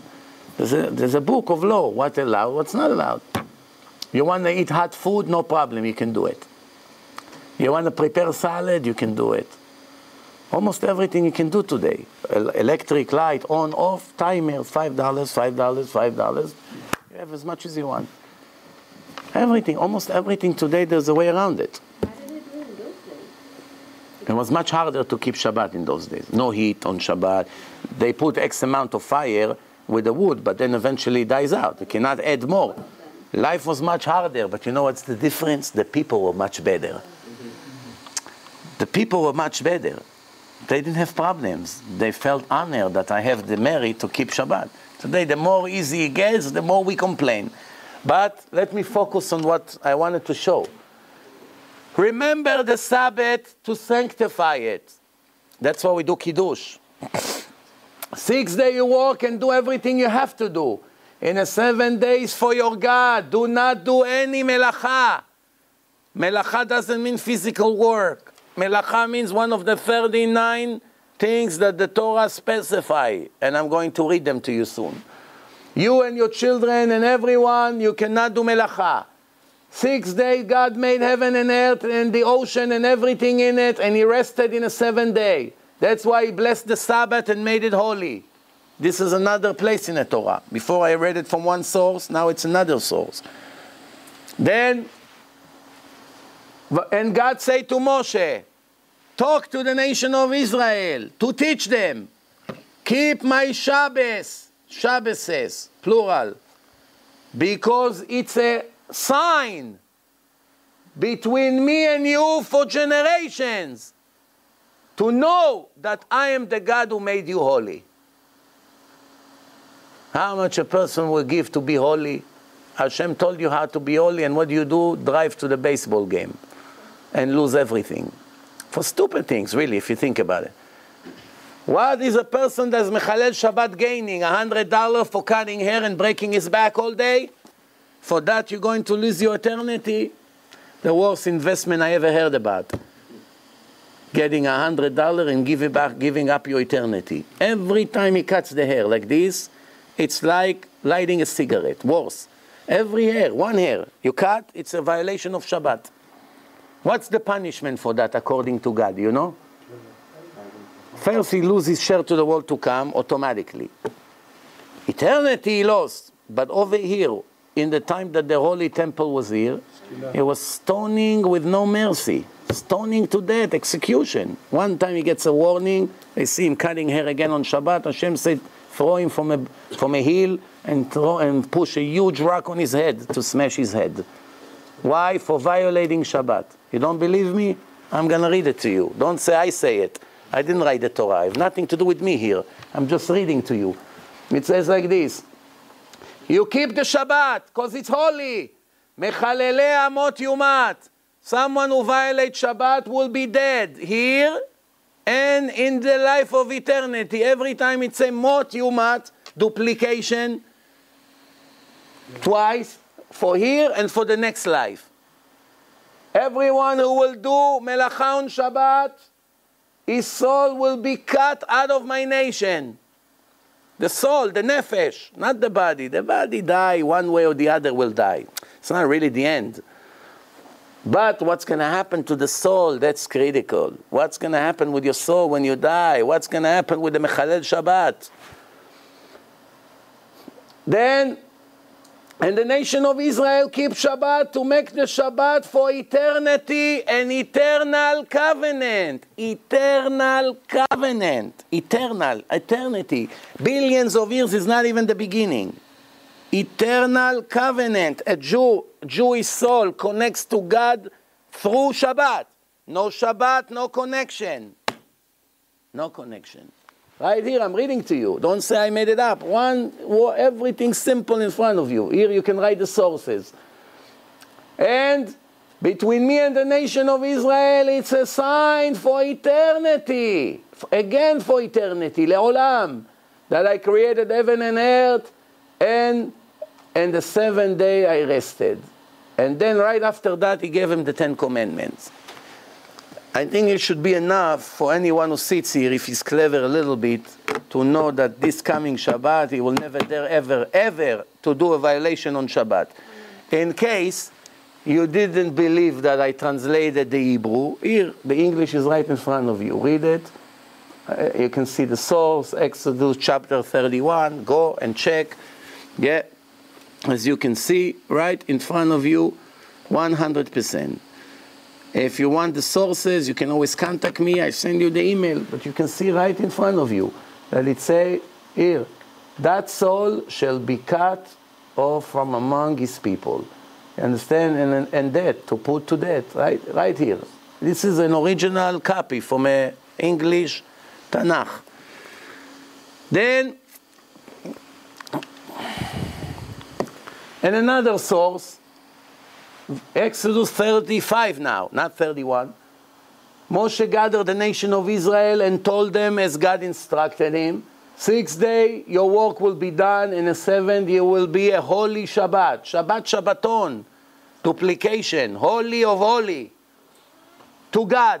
It's a special day to God. He cares about that day very much. Cannot stand in a barber shop and cut hair or drive your car. Forget about it.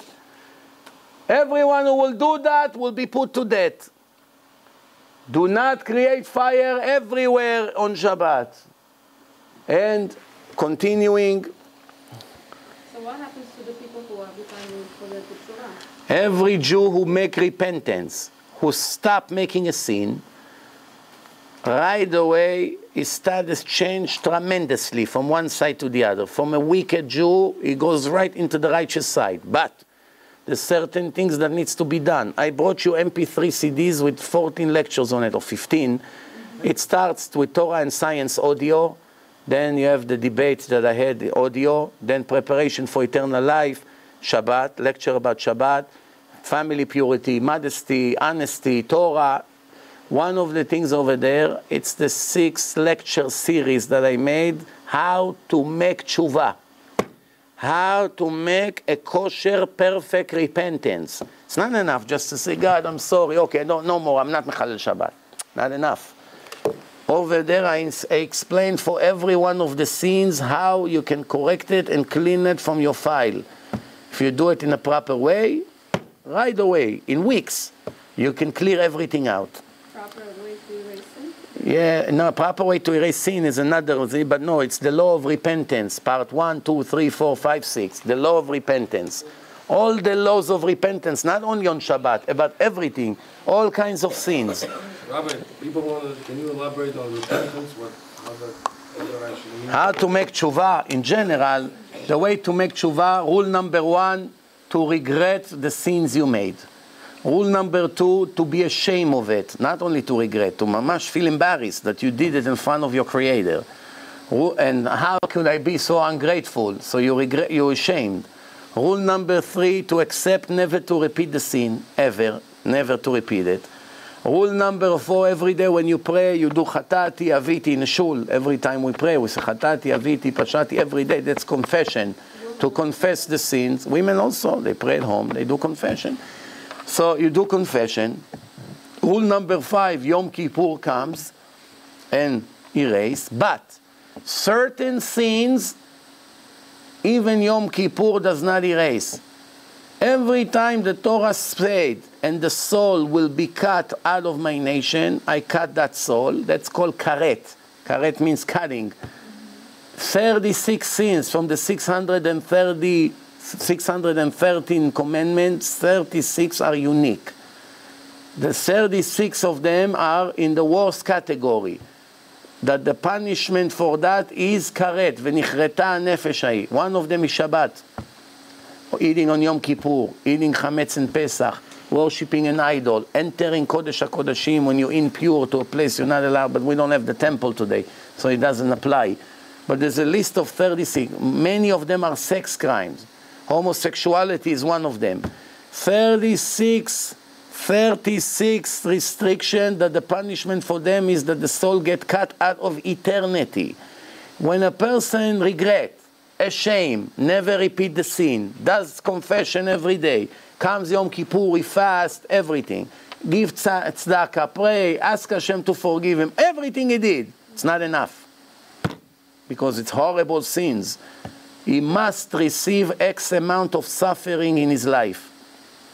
Even when you make repentance, you cannot avoid the suffering. The more Shabbatot you don't keep, the more suffering you're going to get. But you're lucky that the suffering will be here in a temporary life. Because if it won't be here, it will be there forever. Much better here. Now, Hashem knows that a person came and he wants to do the right thing, so he gives us the suffering little by little, one drop. Not everything in one shot. $100 there, $100 here, doctor's appointment, a little surgery, ticket, this, that. Little, he breaks it to thousands of little things. And slowly, slowly with life, you're looking for a coin, for a payphone, it's a freezing day, you cannot find it. Where did I write the telephone number? Every little thing is suffering. All together, after he breaks it to many, many installments, will erase the sins of karet. If it's different sins, that it's not karet, you don't need suffering. You make tshuva, finish, like you didn't put tefillin. You regret, you're ashamed, you start putting tefillin, that's it, you don't need suffering. But all the years you didn't put, you lose the reward. So don't think, oh, one day I'll be 50, 60, then I'll become tzaddik. In the meantime, let me continue with my nonsense. When a person gets saved, for him to feel better, he adds another name, right? So can we add another name when we become the Shabbat?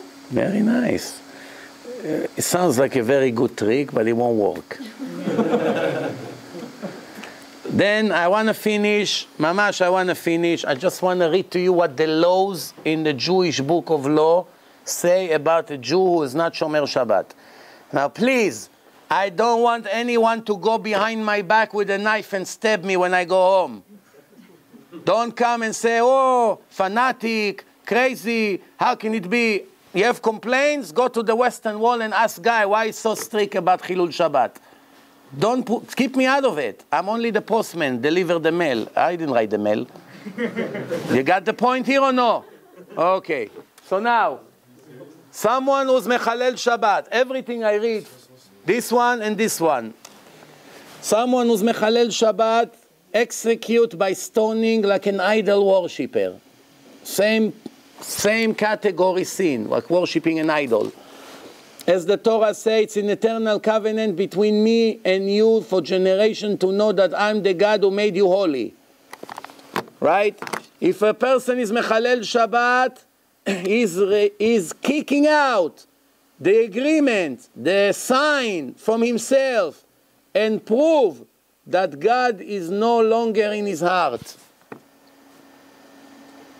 That's why Chazal say someone who violates Shabbat is like repudiating the entire Torah.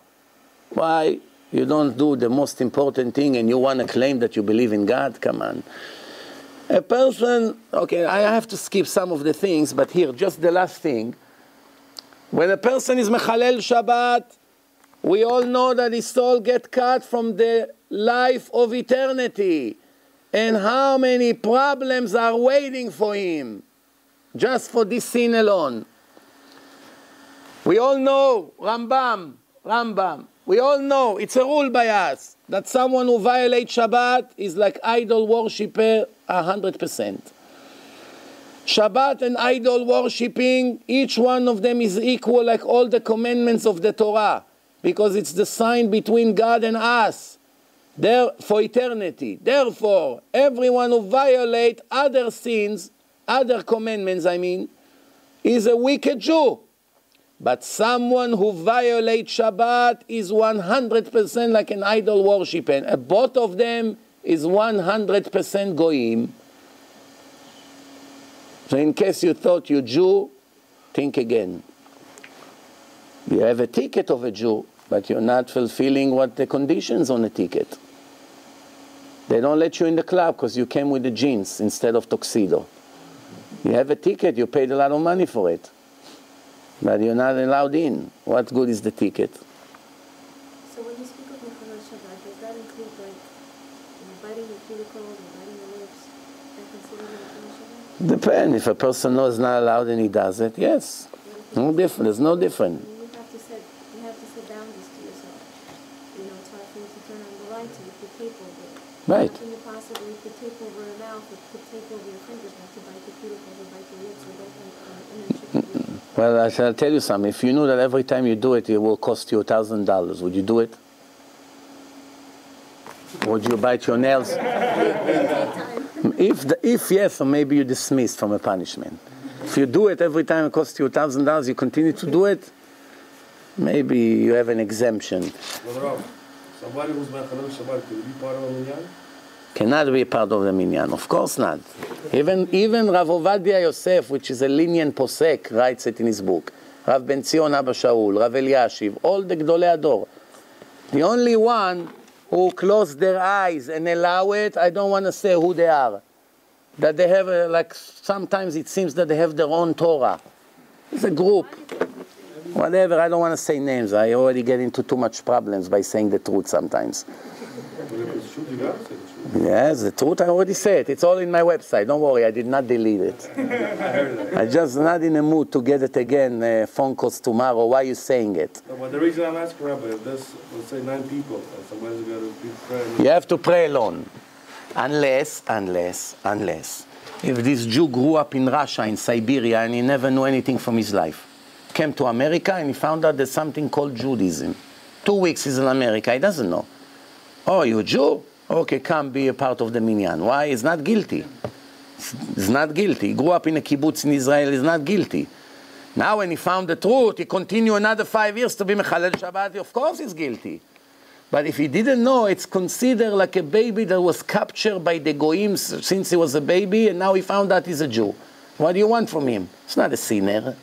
We are sinners because we know it's not allowed and we do it. But he's not a sinner. He's mashlim minyan. I have news for you. A Jew that fell asleep in a minyan. We have 9 people are awake and 1 is snoring on the table. Is mashlim minyan. You can say Kaddish. And awake, Mechalel Shabbat is not mashlim minyan. Not allowed to say Kaddish. That's the halacha. Shulchan Aruch, open and read. Then, it's a rule that if you have in your neighborhood a Jew that is not Shomer Shabbat, you have to rent permission from him to use the property like we do with the Goyim. If you want to move things, your carriage, your baby, in a private neighborhood, right, that it looks like head shape, the buildings, and there's grass, some benches, you want to come, take food from your home. If there is Goyim over there, you have to give them some money and tell them, we want to use your share of the neighborhood on Shabbat. If the Goyim accept the money and agree, then you're allowed to use it like it's your own property. In that case, you're allowed to carry things there, because it's not the public territory. You eliminated the public, and it became a Jewish home. But if one Jew is Mechalel Shabbat, you have to say to him, come, rent us the place because you like Ahmed. We cannot carry because you are not a part of Israel. So we have to come and rent the place from you. You understand what's going on here? But it gets much worse. It says like this: someone who violates and worshipping idols or Mechalel Shabbat is apikors. Apikors, you know what apikors means? It's a title of some Greek philosopher was anti-God, anti-religion, anti-everything. That's how they compare him to somebody like this. הוא כופר בתורה, repute the whole Torah, and Moshe Rabbeinu. And if he slaughter the animal glad kosher, according to all the rules of slaughtering, the animal is nevela, like a dead dog. Not allowed to eat it. You saw him slaughtering 100%, checking the knife, checking the long, checking that the animal is no broken bone. Everything perfect. But he's not Shomer Shabbat. No Jew is allowed to touch this meat. You eat it, it's like eating a dead dog. Nevela. Why? It's Mechalel Shabbat. It cannot be shochet. But you also told us that Moses is shochet and you're allowed to eat. Who told you that nonsense? Not me. No. No. I said that if a Jew has rain and he's looking for a place to pray, he can go into the mosque and pray. Because he cannot pray outside when he's getting soaking wet. But the church, not allowed to step 1 second inside. Even if you're an electrician and you got a job to fix the light, not allowed to step in. You're allowed to do on the street, but you're not allowed to go into the church. Some schools and churches now. I know. You know why? I mean, some churches. Both of them are correct. Churches became shuls, Baruch Hashem. May all of them become shuls. Some shuls became churches. Because Jews were talking over there and make business. Hashem said, oh yeah? The idol will come in. That's it. Okay, now, because time really ran out, and I went more than 15 minutes, more than what I wanted to talk about Shabbat, but you're asking question, which is good. Every person, listen good, every person who wants to bring a sacrifice to Bet HaMikdash, to the Holy Temple, you take it from him, even from a goy, from a non-Jew. Bruce Lee from China had a daughter, and he wants to say thank you to all the gods in the world. And one of them, he knows there's a God of Israel, so he came to Jerusalem and brought a goat to the Kohen. Yitzchak Cohen, please take my goat. I want to say thank you to your God that I have a daughter. You're allowed to take it from him. He worships an idol, this Bruce Lee. Buddha is his friend in his closet. You take it from him. Your cousin, the Kohen, his father is a rabbi, but he's not Shomer Shabbat, had a daughter, he wants to bring a thank you to God, you're not allowed to accept the sacrifice from him. It's worse than this Chinese guy, or Arab, or anything else. Here. אפילו מקבלים אותה מן הגוי, אין מקבלים אותה מן המשומד הזה. The worst curse. Look, who's this? Rambam. Rambam. Rambam. That's the foundation of Shulchan Aruch. Do not accept this gift. כדי שיחזור בתשובה. But if he becomes tzaddik, of course you take it. Even on the spot. He said, wow, Rabbi, you don't want to take my sacrifice because I'm Mechalel Shabbat? Right now, I accept, that's it, no more Mechalel Shabbat. Right away you take it and kiss him and make a party. But he said, you tell me what to do? Go back to your wife, enjoy your little daughter, no problem, but we cannot accept your sacrifice. Then the Torah says like this, it's better for a person to be a fool all his life.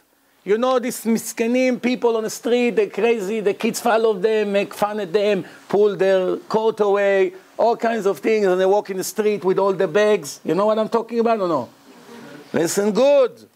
It's better to be one like this all your life than 1 hour to be wicked in front of Hashem.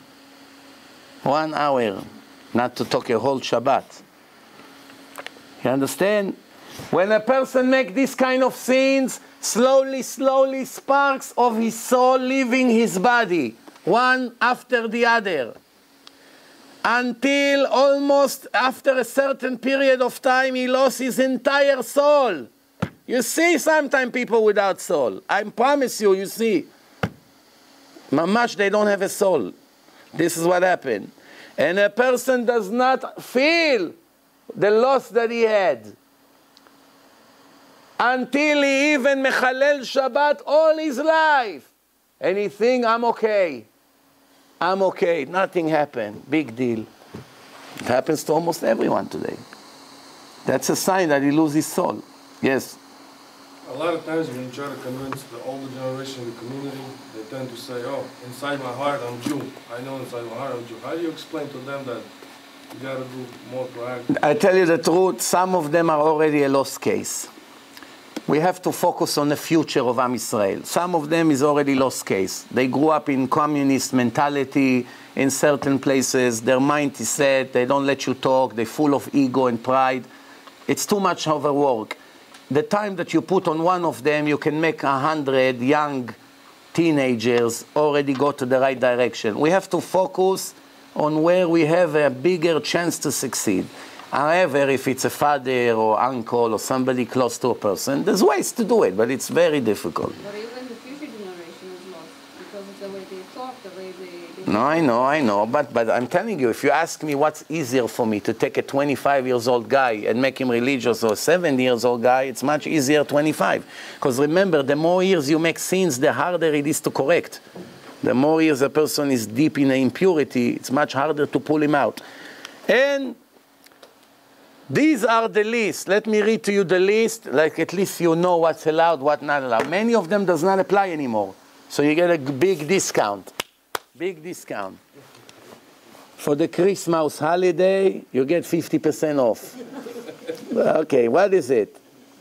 Those are the sins that a person is obligated to receive death by stoning and karet to his soul if he does it on purpose. He knows it's not allowed and he does it anyway on Shabbat. If he did it not intentional, he has to bring a sacrifice to Bet HaMikdash, which in those days it was 1 month of your life, 2 weeks to get there, 2 weeks to come back. You're out of business by then. Just by mistake you violated Shabbat. $300 for the goat, standing all day online in Jerusalem until they take it and sacrifice it, and you cry and you see all the blood, and then 2 weeks to go back to your home. No cars and trains like today. Gonna go on a donkey from Tiberia to Jerusalem. 2 weeks. You're out of business. Your family is broken for one violation on Shabbat, not intentional. Not intentional, that's it. Finished. Listen good. What does it say?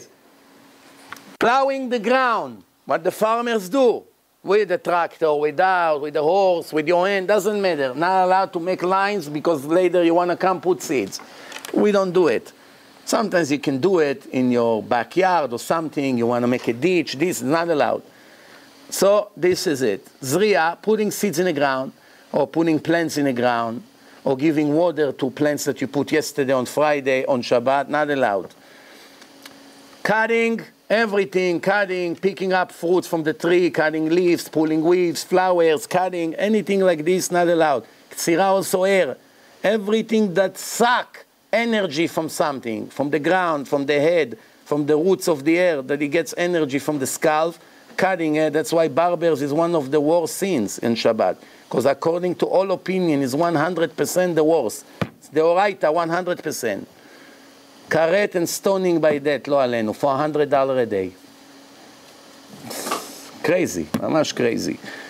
Then, imur, when they cut, they make piles. It doesn't apply to us. Disha, zriya, they throwing things in the air to clean the peels from it. Doesn't apply to us.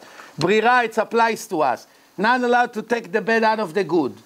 You have pistachio and almonds, you don't like almonds, you want to take it out of the plate. Not allowed, if it's mixed. Doesn't have to be literally garbage. In your eyes right now, it's secondary, that's it. Even if you want to just eat the pistachio and not the almond? If you want to eat the pistachio, you're allowed to take what you want out, but not what you don't want. What the good out of the bad is allowed. The bad out of the good is not allowed. That's the general rule. Grinding, any kind of grinding, not allowed. Putting in a net the flour to clean it from the rocks, not allowed. Lisha, putting water and flour together and make dough, not allowed. Cutting the cutting, what I said before, air, it's falling into this. Cutting the wool from the sheep, not allowed. Libun, any kind of laundry with water, putting soap, with soap, without soap, alcohol, whatever, not allowed.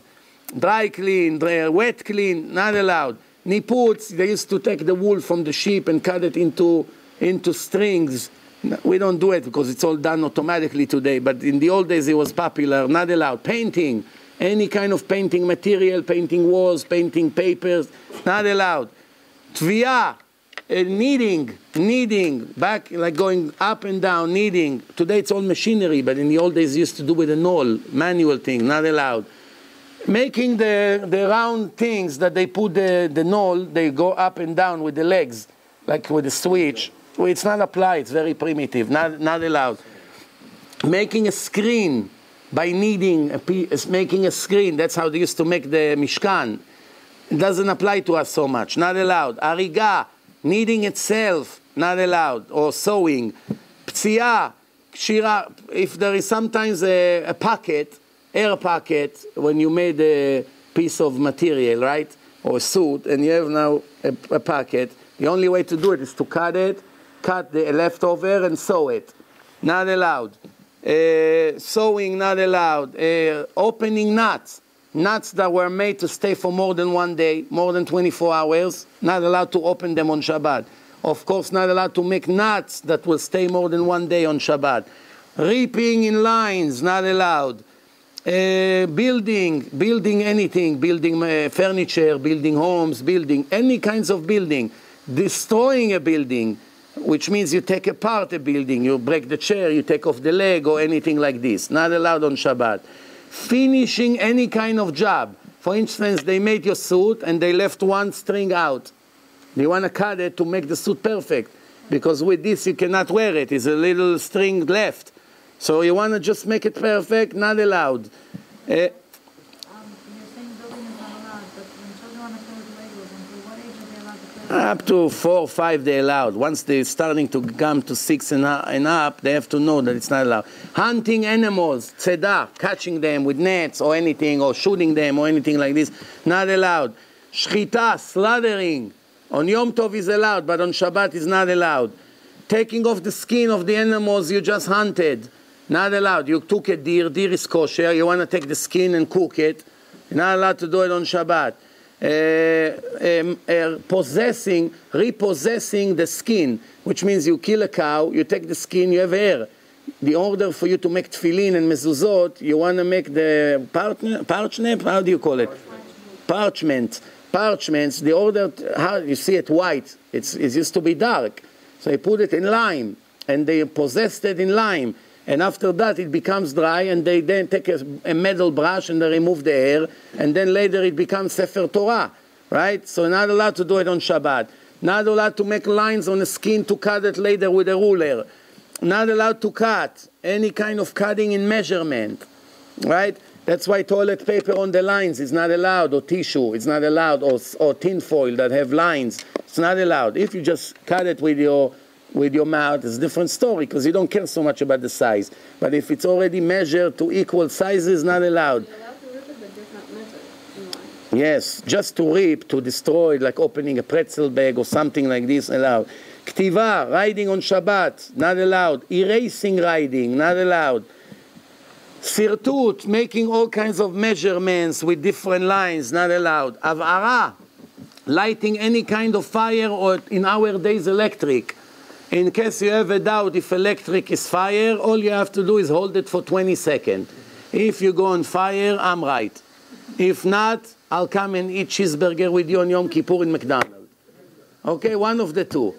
No problem. And putting fire off in order for you later to light it, and taking any kind of item, anything, even a needle, even this little piece of plastic that doesn't have any meaning, taking it in your pocket or in your hand from the private territory to the public territory, or vice versa, or picking it on the street and walk more than 4 steps with that, carrying from one area to another, not allowed on Shabbat.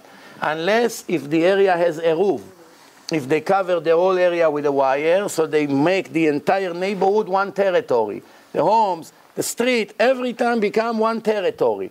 One territory, no problem. From territory to territory, not allowed. So finally, we had a chance to read briefly the list of the 39 melachot of Shabbat. And if you have any more questions about Shabbat, okay, here, one last thing for today. Listen here. This is very important. It says like this. Someone who's mechalel Shabbat is not called Israel. אינו נקרא ישראל. כל המחלל Shabbat, everyone who's mechalel Shabbat is like a goy 100%. If he touch the wine is not kosher anymore. Cannot make kiddush with that. If we bake bread, it's bread like the goy bake. It's not Pat Israel. If he cook food, it's not Bishul Israel. If he was a witness in a court, you cannot accept his testimony. Cannot convict anyone based on his word. If he witnessed your marriage with your wife, the other one was Shomer Shabbat, but he wasn't Shomer Shabbat, you are not married. You have to get remarried. You are not married. You have children, it's children out of the marriage. Not mamzerim, but they're children like a boyfriend and girlfriend. If you're not married, you have to get again 2 kosher witnesses. And if he lost an item, there's no obligation to return it to him. If any other Jew, you must find him and return it to him. He found his wallet, whatever. The goy, you're not allowed to steal from a goy. But if a goy lost something, I don't have an obligation to spend my whole day look for him. You lost, that's it, it's gone, it's hefker, I can pick it up. Same thing like the goy. You see, earring, braids, tattoos. You come to the neighborhood and say, where does this guy live? Right here. Tell me on Shabbat, what does he do? He goes in a car and goes surfing on a beach. Oh, I can keep the $1,000. He goes on Shabbat to the synagogue. Yeah, this guy with the hair go to the synagogue. Yes, became Shomer Shabbat. You must give him the wallet. You understand what's the difference between? He died, you bury him out of the fence in a different section. Yeah, in a Jewish cemetery, but in a separate section, not among the Shomrei Shabbat. Yes? Somebody that's Machalel Shabbat, can I give him, let's say, a loan and charge him interest? Yes, the Shulchan Aruch say yes, but I wouldn't recommend you. Because maybe you would listen to my lecture next week and become Shomer Shabbat. Now you're stuck. The loan is for 5 years. What are you going to do? You cannot charge interest. You understand? Too much of a risk. Yeah. Last week I got a question from a Filoni that made the order turn on electricity in our days. You open a refrigerator or you open an oven and it starts working after a little bit of keeping it open. Right. So isn't it making chilul? The rule is like this. Something that you know for sure, that when you open the door, the thermostat will turn on right away, always, not allowed on Shabbat. Something that maybe yes, maybe not, it's allowed for one reason. Because first, you're not doing it directly, you're not really turning the switch, you're doing something who caused something, which is grama, it's less on the level. And since it's not guaranteed, it's called not pasik resha. It's not a guarantee. So there are two lenient things who makes it allowed. You understand? I don't want to confuse you too much, but that's already rabbinical law. If there are two things here that there's no guarantee, then it's allowed. Because we go by majority. But if it's guaranteed to happen, which means it's this kind of oven that as soon as you open it and cold air goes in, immediately the light goes, the fire goes on, not allowed to open it on Shabbat. Some ovens kosher for Shabbat, some not. Refrigerator, why are we allowed to open?